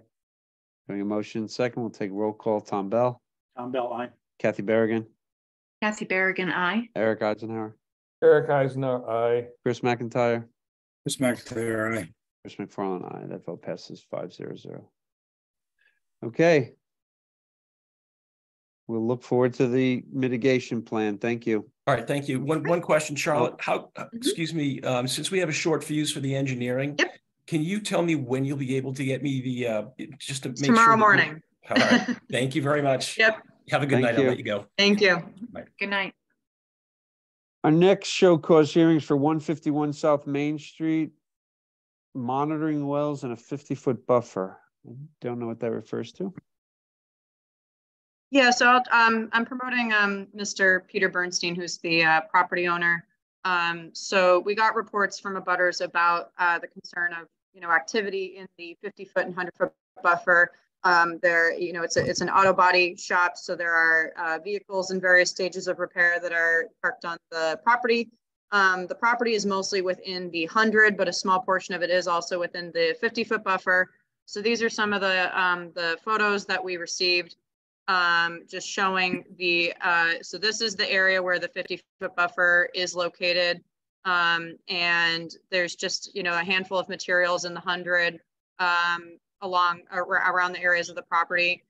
Some of the concerns that were reported were the storage of hazardous waste or oils. There is a sign here in the rear of the property that does kind of show that. At the time that the photos were received, the oil reserve was uncapped, but I went to the site yesterday and it's now been capped. It's in a containment that I'll show you. So this is the area that's mostly in the 100. Charlotte, can I interrupt? Yeah. I hate to do this to you. Yeah. I just, before we spend a lot of time on this, okay, I want to, this is new to the commission since I've been on for many years. Mm-hmm. Because typically what comes to us has to do with development and not use. Mhm. So under what section are we So reviewing this? yeah, so under the show cause letter, we had expressed concerns. I spoke with council a little bit about the potential for any of the storage of oils and waste in the buffer zone that we wanted to confirm if they were leaking or not, because we that is an alteration to groundwater, surface water if it was. And I have updates for you guys on that too. But the main thing as well was the installation of monitoring wells on the property. I did confirm that there is at least one in the 100-foot buffer, and then also the storage of tires in the 50 or 100-foot buffer, which have since been removed. So really, it's the potential alteration to the site, to the buffer zones from the use rather than the use itself. And then the installation of a monitoring well in the 100-foot buffer. So I'm going to show you guys a photo of it. Monitoring wells are an activity that is exempt under the Act. But, again, we always have the disclaimer that our regulations are stricter, and in our regulations, we do require a submission for the installation of monitoring wells. I'm not sure if that has been previously enforced by the commission, but that is what our regulations say. So I'll show you guys a picture of what that looks like. But, since then I've walked the property with Mr. Bernstein, and he has moved all the tires off of the site. And is willing to fill these are all the monitoring wells. These are all located outside of the 100, but this is the one within the 100 in the rear of the property. It's about 2 inches in diameter, about 8 feet deep. It was installed for monitoring, the groundwater levels of possible contamination on the site. And I believe Mr. Bernstein has updates. He's been working with DEP on that. That's why these were installed. But yeah, normally we would want to see a submission for this, even though it may be a minor activity in nature. We do normally want to see a submission for this. A recent example for a different project was in Straits Pond for some basic sediment sampling. So kind of a similar RDA setup probably would have been appropriate here. But I guess, Mr. Bernstein, do you have anything else to add about this? You're doing a great job, Charlotte. The monitoring wells, they go down about 8 feet. It's a 2-inch hole, PVC perforated pipe is pushed into the hole. The cap, you can see, is bolted down, so nothing can enter the well. It has to be unbolted. Only an LSP does it. He draws water out. It goes to a lab to see the extent of the contamination. 5 of the wells were existing, but they were so old that they were useless. They weren't giving us accurate readings. So I was unaware that I would have to contact you guys to replace these wells, but anyhow, I know now. So Charlotte, what's your recommendation? This one's a little tough here because the monitoring well is already in there. So I guess my question to you guys is, do we want this monitoring well here for the purposes of monitoring groundwater, surface water in the 100-foot buffer? Or do we want it filled and removed and placed outside of the 100-foot buffer? Because the rest of the monitoring wells on the site. I'm sure this isn't a random placement, right? This is an engineer placed these? Yes. An LSP, yeah. Yes. And that's still being actively monitored? It's not monitored that often, a couple of times a year. But the site is still open in terms of Mass DEP is like a reportable. Yes, yes. Yeah, you can get all the information, and the lab specs are all on the DEP website. Yeah, I mean, I would say if they're still monitoring the plume or the condition of the plume, and it's to save the water. It's to make sure the water is not getting contaminated. But this one here, like I said, there is no contamination there from what we can see. I can fill that one well in with dirt again. A bucket of dirt. Well, that's not how you abandon a well. You just don't get and start throwing dirt down it. You would need to follow the state regulations for proper well abandonment. Okay. Yeah. So don't start jumping in here and doing. No. Okay. I'm listening to you guys. This is all new to me. I hired an LSP And he said, call DigSafe and we're good to go. So that's what I did.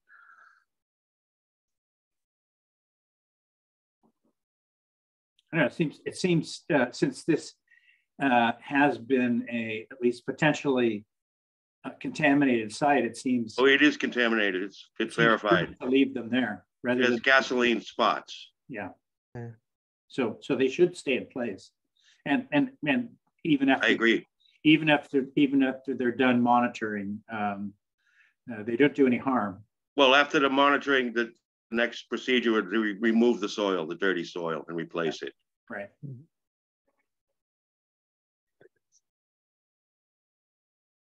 So Charlotte, where do we stand on this? Yeah, so I guess, you know, what one, did we want an after the fact submission from the monitoring well that was installed, and or do we want this monitoring well to be kept in place in the 100-foot buffer or removed in accordance with proper, you know, procedures? And then, you know, just speaking generally from the other conditions on the site, you know, again, the tires have been removed. At one point, you know, the Board of Health director had some concerns potentially about standing water in the tires, but Mr. Bernstein clarified that the tires are removed about every 4 to 6 months on average. He's offered to keep the tires in an area outside of the buffer zones, you know, just to prevent against any kind of possible contamination, which I think is a good idea. And then in terms of any vehicles, you know, again, the most of the property is in the 100-foot buffer. However, there is a small corner in the 50-foot buffer. So, you know, he said he's willing to keep vehicles outside of that area, especially if, you know, if they're in any sort of damaged state, to prevent any potential leaking contamination into groundwater. And he said he does fix them quickly, but, you know, I think if we wanted to, you know, protect the 50-foot buffer, I think we could, you know, say that we should keep stuff outside there. For the most part. And then, you know, again, it's really the monitoring well, I guess, to see if the commission wants any after the fact submission, or if we want him to remove it or keep it. Yeah, if it's still being monitored, moving it would be a bad idea. Yeah. It's just going to introduce noise into the time series of samples that they've taken. Mm-hmm. So I don't think we want to do that. And then, of course, then you've got the disturbance associated with abandoning the well and also putting in a new one. Yeah. Mm-hmm. So that doesn't make very much sense, actually. Okay. As an alternative. So yeah. So leave in place. Yeah, definitely. And then I don't think we need a after the fact for just a single well that's in the 100. Okay. I think well, that's my opinion. Again, if other people disagree. I agree with that. Yeah. Yeah. Okay. Yeah. And then, you know, obviously, Mr. Bernstein, in the future, if there are any additional monitoring wells that do need to be installed within wetlands jurisdiction, you can submit probably an RDA in most cases, unless there's going to be a lot of them. You may or may not need a notice. No, this is the extent of them. They're done. Yeah. Okay. Okay. And did the commission have any other concerns with the site conditions? You know, that we talked about them a little, but does the commission have any other concerns about potential, you know, other concerns with contamination or, you know, anything like that? At least walking the site, most of it seems to be contained. But again, talking about just keeping things out of the 50-foot buffer and potentially storing tires elsewhere on the site is probably a good idea. Yep. In my opinion. I agree. Yep. Okay.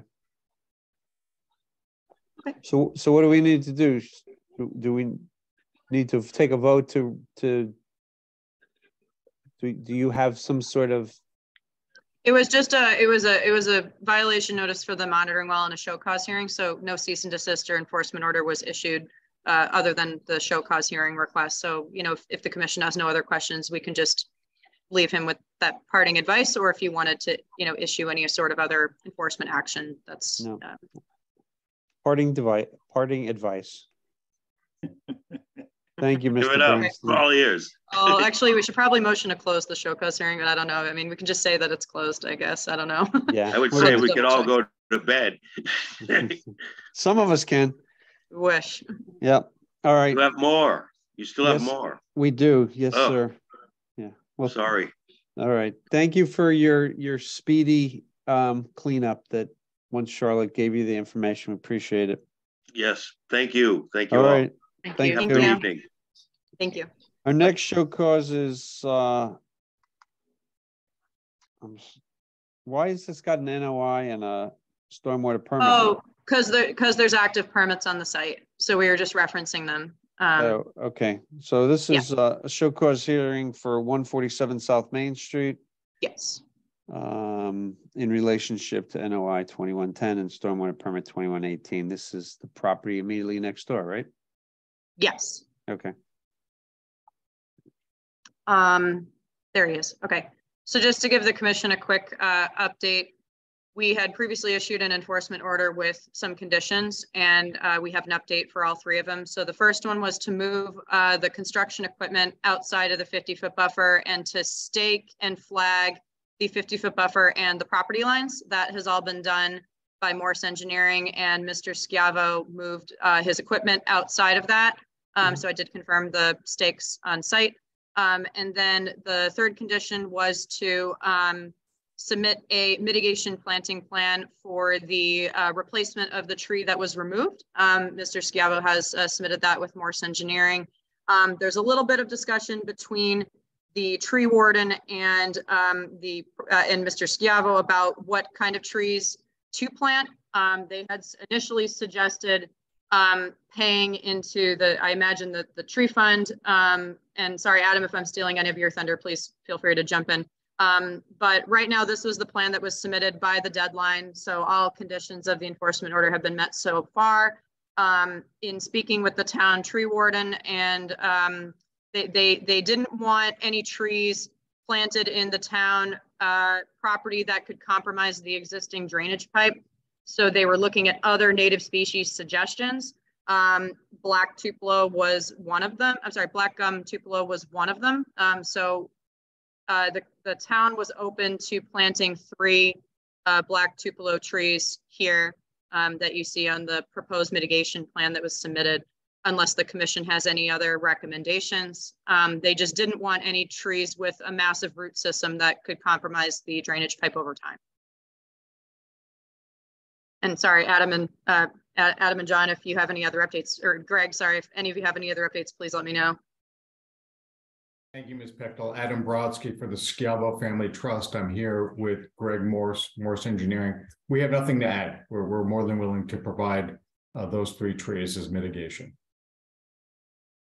So Chris, last hearing you suggested payment into the tree fund. Are these trees best planted here?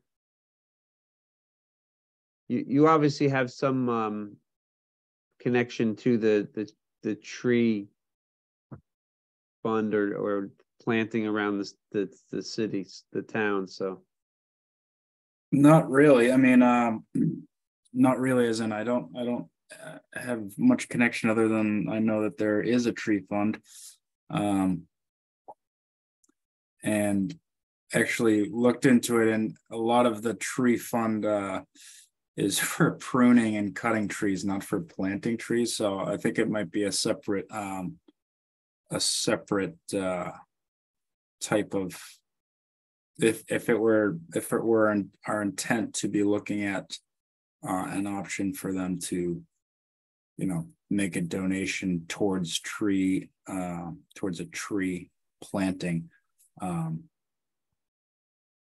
I don't know. I think in the meantime, we're working on that. I'm working with the Open Spaces Committee on that. But I think in the meantime, replication here is like the best option. Or I don't know, Charlotte, do you have what are your thoughts? You shook your head about the tree fund. Is that? Oh yeah, sorry. I meant in terms of like tree pruning and cutting. I can clarify with DPW in the town of how exactly the tree fund is utilized. I admit I'm not versed in that right now, but I should be. So sorry, versed in that. But in terms of overall replacement mitigation, we did talk about species. The tree warden looked at the trees from our list. They have a separate street tree policy, and those trees don't really align with 100% with the species that we have from our lists. So I encouraged, John and the tree staff in town to look at those conservation lists. And the tree warden thought that black gum was a viable replacement instead of the red maple here, just because they don't want a tree with a massive root system that could compromise the drainage pipe. But, you know, again, if the commission likes this replacement of 3 to 1 in the 50-foot buffer to replace the tree that was removed, you know, it should be really easy to just correct the species on here. Yeah, I mean, I drew a line here, the approximate line of the pipe. The tree to the left would obviously need to move leftward just so it's away from the pipe. My only concern is that the, you know, this is kind of a small remnant piece of land. I don't know if you know, if it's the wisest use for planting the trees. So that's all. That's the only thing I was wondering. Chair McFarland, it's Adam Brodsky. If I might offer a suggestion, we're going to need the town's permission to plant these trees on its property. Yes. So my suggestion would be for the commission to authorize us, essentially under an enforcement order, to plant or to comply with the proposed plan, with the understanding that we're going to need the town's permission to do this. If something changes during the course of those consultations with the town, we'll have to come back to the Conservation Commission to change the plan. But we'll certainly inquire about that, including, you know, having to relocate a particular tree if there's a conflict with the existing drainage pipe. Okay, that's fine. I'm fine with that. Sorry, Adam, did you mean another enforcement order, or did you mean under this current one? Current, under the current. Oh, I see. Okay. Yeah. So we need some authorization to do work within your jurisdiction. I think the appropriate way to do that would be, and again, you haven't issued a formal EO, and we have. All right. I have a violation notice. Wasn't aware that a formal EO is issued, but if an EO is issued, we can perform this work under the EO. Okay. Yeah, it was issued at the last hearing and submitted to DEP Friday morning. And you know, he's complied with all the conditions so far of you know, moving the vehicles, staking the property and the 50-foot buffer, and then submitting this plan. Great. Well, in some respects, that makes it easier. So if you would be so kind tomorrow to shoot me a copy of that. Yeah, I'll send it to you. We can perform this work under the EO without the need for any additional permitting. Okay. Can you zoom out on this plan, Charlotte? Yeah. Sorry. Is this plan different? This is a, Greg, correct me if I'm wrong, this is just a separate site plan page, not like from the original site plan that was approved with the existing order of conditions. This was just a separate document you created. That's correct. This isn't a set of the site plans. This is just to address the tree mitigation. But this is the actual site plan that you're using as a background. Yes, it is. That is the approved project that is under construction. And the only thing missing is the the gravel trench or rain garden, whatever you want to call it. Yep. So I didn't show any of the proposed grading on this, but what is depicted on the site, those are the trees that were approved under the notice of intent in the stormwater permit on site. Correct. Right. Yeah, this was from page 4 of the proposed planting. I think it was the planting plan page. So there were like 7 or 8 pages with the site plan, and this was the like 4th or 5th page, I think. Right, but I'm just confirming that in fact this is from the actual permit set. Yes, it is. Like I said, other than there in between the 50-foot buffer and the edge of parking, there's some sort of a detention area. Correct. Okay. So basically what we're talking about right now is just 3 trees. Correct? Yes. Okay. So, but we have a lot of bare earth out here. So the bare earth has to be has to be addressed as well. So the bare earth was an existing condition. No, With the proposed, because it was recycled asphalt behind the building. What's proposed over this entire area is loam and seed. Okay. That's what was approved, and that's what's to be constructed. And when does that expect to be done? I can't speak to the construction schedule, but I would imagine at some point this summer. Is it okay? I mean, it's, once summer comes, loam and seed doesn't do too well. Understood. So, I mean, the erosion control is going to have to stay in place at the, Charlotte, is it going to stay in place on the town property? Oh, no, it, it was moved, was it not? Greg, wasn't everything moved when it was restaked? I believe it was. I believe it was moved. The equipment was moved outside the 50-foot buffer and the property line was staked. Yeah, but the fence is not moved, right? I believe the fence has been relocated, correct, Greg? I don't know the exact answer to that. I know the equipment, materials, and the property line were staked and all moved. I don't know where the fence physically sits right now.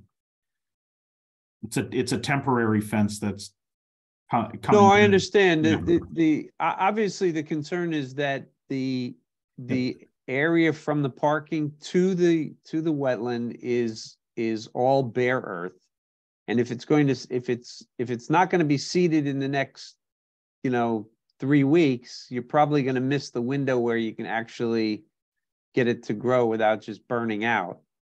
So it's going to stay bare until fall when you can actually plant it. And I just want to make sure that the erosion control is in place at the edge of the sidewalk, which is where the fence was, until the grass establishes itself and actually keeps things from eroding. That's all. Gotcha. So if they move the fence, then they, then that's fine. That's better, but the erosion control's got to stay at the edge of the bare soil. Understood. Yeah. So, okay. So what do we need to do, Charlotte? So I believe, and Adam, correct me if I'm wrong, until we can get like a slightly updated plan, do we want to keep the enforcement order in place and then vote to lift it when the plan is finalized? No, we don't need, I mean. Can I make a suggestion? Yeah. A motion to approve the planting plan and the work to be performed under the enforcement order with the condition that the species will be replaced with black gum tupelo. Okay, so we can probably, Chris, we can probably vote to lift it with that condition that the plan will be updated with the appropriate placement and location of 3 black gum trees, if that sounds good. That's fine. Okay. You just made the motion. No, I don't know if I can make a motion. All right. I'll make a motion to lift the, what do we have, a cease and desist on there or what? It's just an enforcement order. Okay. There was no cease and desist since all the conditions were met. Okay, so we'll make a motion to lift the enforcement order with the condition that the plan will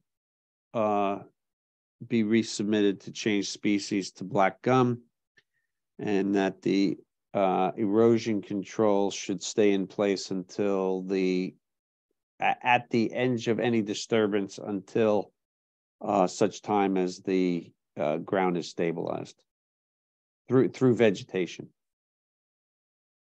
Do I have a second? Okay. Having a motion second, we'll take roll call. Tom Bell. Tom Bell, aye. Kathy Berrigan. Kathy Berrigan, aye. Eric Eisenhower. Chris McIntyre. Chris McIntyre, aye. Eric Eisenhower. You're muted, Eric. Sorry. You're still muted. Okay, he's saying yes.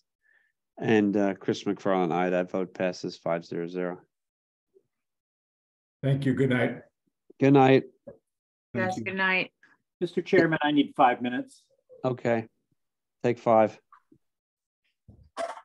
Charlotte, we didn't need another variance because they already had a variance, right? Yeah, they already had one. Yeah. Okay.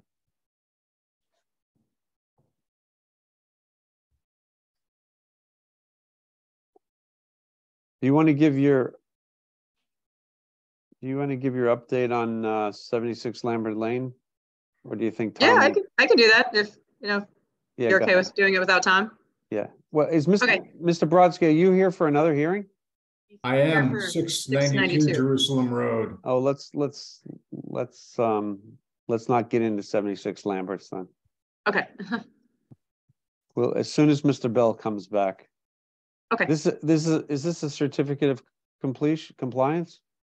No, this for 692. Oh, I'm sorry. Oh, there's one more here. I'm sorry. Yep. Sorry. Sorry, Mr. Brodsky, I missed it.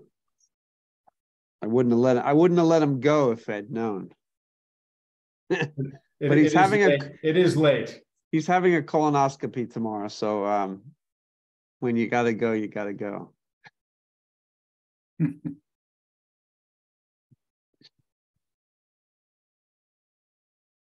For you young guys, you don't understand it yet.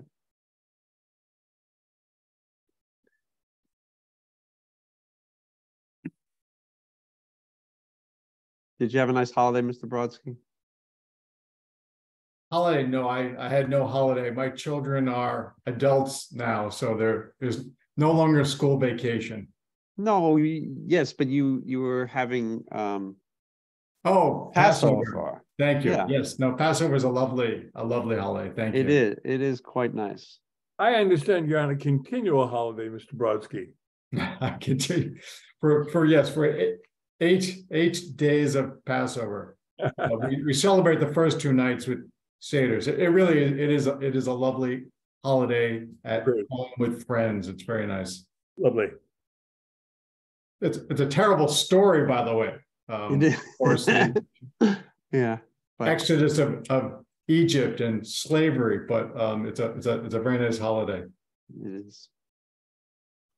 Okay, Tom's back. Let's jump into show cause hearing for 692 Jerusalem Road, retaining wall and land disturbance. Sure. So sorry, Adam, do you want to start? Yeah, or do you want me to? Yeah, okay, I'll let him go. Go ahead, Mr. Brodsky. All right, try to get this done quickly. Some additional questions were asked with respect to our calculations. McKinsey Engineering, provided an updated letter on April 24 of 2023, confirmed that the footprint of the addition was 517 square feet. The retaining wall shown on the plan is an additional 22 square feet of impervious area. That total would exceed the 500 square foot threshold for an increase in impervious, but the commission will remember that McClary's agreed to remove a 294 square foot building at the rear of the site. So the net increase in impervious is 245 square feet, and obviously less than your 500 square foot threshold. And McKinsey also calculated the total land alteration that includes the addition and the retaining wall was 4,727 square feet. Again, less than 5,000 square feet of land. And so we suggest that there's no requirement for a stormwater permit. I believe that one of the commissioners asked about whether to include the area where that building is removed as part of the land alteration. And it's our suggestion that it should not be included. The whole purpose of this exercise was to reduce impervious. And if we're going to include the new pervious area as part of land alteration, it's going to de-incentivize people to remove structures. They'll just go forward and get their stormwater permit. Mm-hmm. So we suggest that there's no requirement for a stormwater permit here. Charlotte, any comments? I guess in this case, I mean, it's kind of up to the commission as to whether or not they consider the disturbance in the front yard an alteration or just a temporary disturbance in nature. Because my question, actually, I think this was my question. I had asked about whether or not the removal of the structure in the rear of the property was technically an alteration.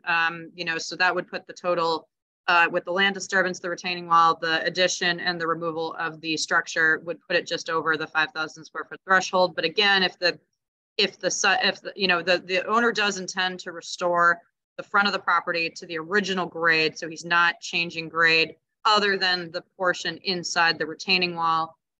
So I guess it's up to the commission as to whether or not, you know, they would consider this a violation of the stormwater bylaw, or if, you know, the area in the front yard just needs to be restabilized, loam and seeded, and it's not an alteration. So it kind of begs the question of the disturbance versus the alteration debate, which I'm always going through in my head personally. But does anyone else have any, does anyone not think a stormwater permit here is needed, or do you guys? And Mr. Chair, I can confirm that there's no intention of changing the topography of the existing lawn area. It will be loam and seeded and restored.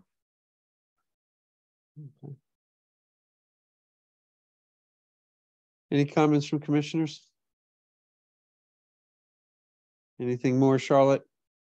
Nope, that's it. So where do we stand?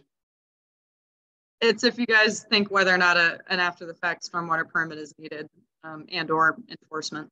But if you guys are convinced that the existing conditions plan and the proposed work doesn't exceed the thresholds of the stormwater bylaw, then we can just you know, close the show cause hearing. There was no cease and desist from me. I know the building inspector at one point, I think, had stopped work on the retaining wall, but nothing from conservation at this time. And Ms. Pechtel, the building code issue has been resolved with the building. Okay.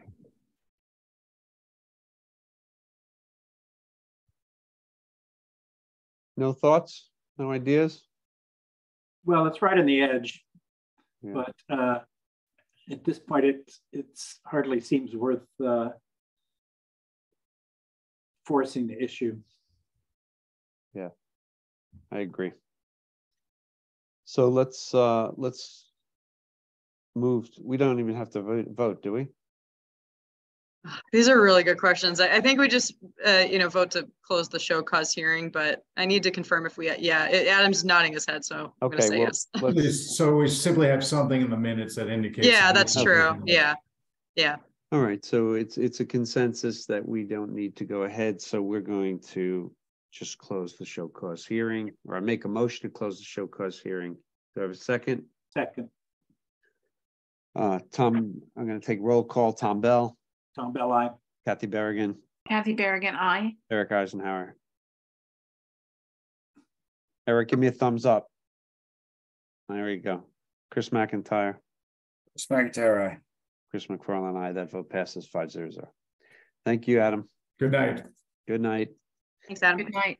Okay, Charlotte, give us your all right. 2 minutes. I'm setting my clock. 2 minute update. So the applicants hired a new engineer. The previous one retired. So I have spoken with the engineer. I told him the requirements of everything we would need for a COC for both the order conditions and for the stormwater permit. They are currently working on that. The applicant's asking me some questions that I have to answer, but basically it's in the works. The as-built is being finalized, and I have already sent a handful of comments about what we would need to see, especially with all the special conditions that were issued with the order. So it's coming. And then the question is, do we want to continue to May 11th, or do you want to push it off another month to May 25th? No, let's push to May 11th and see if we can get it. Okay. I do want to mention to you that of all the things that Steve Ivas ever said to me, the one I take to heart the most was on this particular project. While he was busy working both sides of the fence, he said, if I were you, I'd have a new delineation done. So I don't know if the engineer is willing to do it, but okay, might be worth it. Okay, I will pass that along. Okay. That's all you learned from Steve Ivas? My goodness, Chris. Oh, I learned a few things, but about human nature. Okay. Okay, we are on to certificate. Keeping Tom awake. Yeah, we are on to certificate of compliance here. All right. You So have this one's actually going to be really 2 minutes each. That's all you have. All right. Well, the 2019 one I have continued to May 11th. That's the original applicant's request. They still need to give me some more information. So the 2021 one was a installation of a boardwalk through the bordering vegetated wetland and selective removal of invasives within the wetland. So they've submitted a COC request for both permits, but I'm only presenting this one to you guys tonight for it's NOI 21-11, I believe. So the 2127. 2127? 2111. Oh, it's the other NOI 2111, sorry. 2122? No, I think it's a typo. Sorry, it's 2111. And that's okay. Yep. So this was the approved site plan. I can tell you guys very quick. The boardwalk was composed per plan. I counted all the pilings. Everything looks good. The height looks good. The work for the removal of invasives, none of that was supposedly done. I received clarification from the owner that they chose not to do any of the invasive work. It was something they had originally suggested to the commission. But after seeing the disturbance from the abutting boardwalk for the abutting property owner, they chose not to further disturb the wetland and just build the boardwalk. So I went out to the site. The boardwalk is built per plan, and they did not do the invasive work. There were a handful of special conditions for the invasive work, but again, if they didn't do the work, then they wouldn't be applicable. And they are understanding that if they close this permit out, any other work in the wetland or resource area buffer zones will need a new notice of intent. So if they chose to remove invasives in the future, they would have to come back for a new notice of intent. Where are we? This is 187 Atlantic Ave. Sorry. So the home is right here. The home was built. Is this the one right next to Hobart? Yep. Yes. Yes. Yep. Oh, this is, yeah, Schwann. The Schwann's property, yes. Schwann. I thought. So they have two sets of permits. The one that this is the 2021 boardwalk invasive removal project. The 2019 one was to construct the home and install native plantings in these green etched areas. Yeah. So that permit I have continued to May 11th. I need more information. But this one, in terms of the installation of the boardwalk, is this 2021 project. Did you compare this boardwalk to what was on the permit? I don't remember this shape at all. Yeah, so this was the proposed design. Really the only thing that they added was wooden and rope rails along the boardwalk. I can show you guys pictures, but other than that, they did 12 sets of pilings in the same location as proposed. So at least with the height and the posts, everything looked good. And this was the same layout as on the plan. This is the approved plan. I'm showing you guys the approved plan, just so that you guys can remember this project. I'll show you guys the as-built. Not the as-built plan. I'll show you the as-built. Yeah, do you want to see the as-built? Well, sure. Okay. You're going over your 2 minutes. Yep, I'm good. That might have been I had my nothing else fault. to add. I didn't remember the shape of that boardwalk at all. There you go. Yeah, that's more like the actual shape. Yeah. Yep. The diagram. But Charlotte, I don't think they ever committed to getting rid of the invasives, the Phragmites on the right. I don't remember them committing to that. They told me that they specifically suggested that to add to the plan, but then after seeing the disturbance from the abutting property, they chose not to do it under this permit.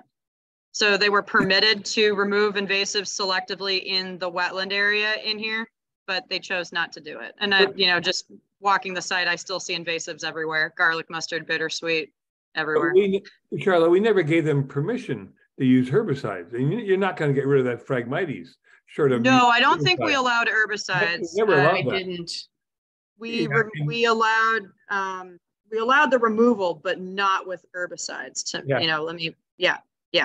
this was the chances of succeeding to get rid of the Phragmites without herbicides is 0. Yep. So yeah, we did not we did not, we only said herbicide use, if any, would be at the direction of the commission, but I would imagine at the time you guys did not allow that, but this was the approved plan. Okay. But they were only supposed to hand remove, to my knowledge. There were several special conditions, but again, none of them would be applicable if they didn't do any of the removal work. Okay. Yeah. And sorry, looking at the two plans, I'm sorry, I admit I did this in a rush at the request of the applicant. The orientation of this is slightly different. So just showing you the approved plan, it was supposed to be more linear. Just pulling up the as-built. It is a slightly different, you know, it's a little bit more jagged, but at least in terms of, I was counting the pilings and the height. So that all looked good. Okay, next 2 minutes. Yeah, that was it. I mean, do we want to vote? So she got 4 minutes. Yeah. Do we want to vote to issue a COC for this, or do you guys have any concerns with the? Tell them I'd like those guardrails to be like 3 times as high. 3 times as high? Is that sarcasm? With like 20 more ropes, and just see what they say. Okay, Charlotte, what's next? Wait, we have to vote on this. I'm sorry. I'm making a motion to issue a certificate of compliance for the NOI 2111 at 187 Atlantic Avenue. Do I have a second? Second. Okay, having a motion a second, we'll take a vote. Tom Bell.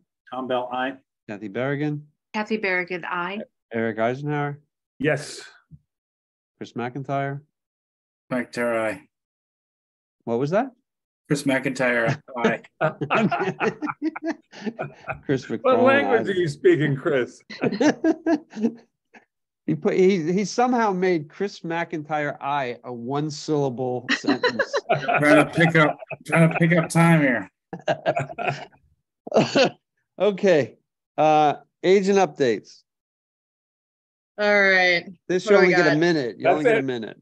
All right, a minute. 60 Hobart started construction on their pervious patio. 78 Nichols started construction.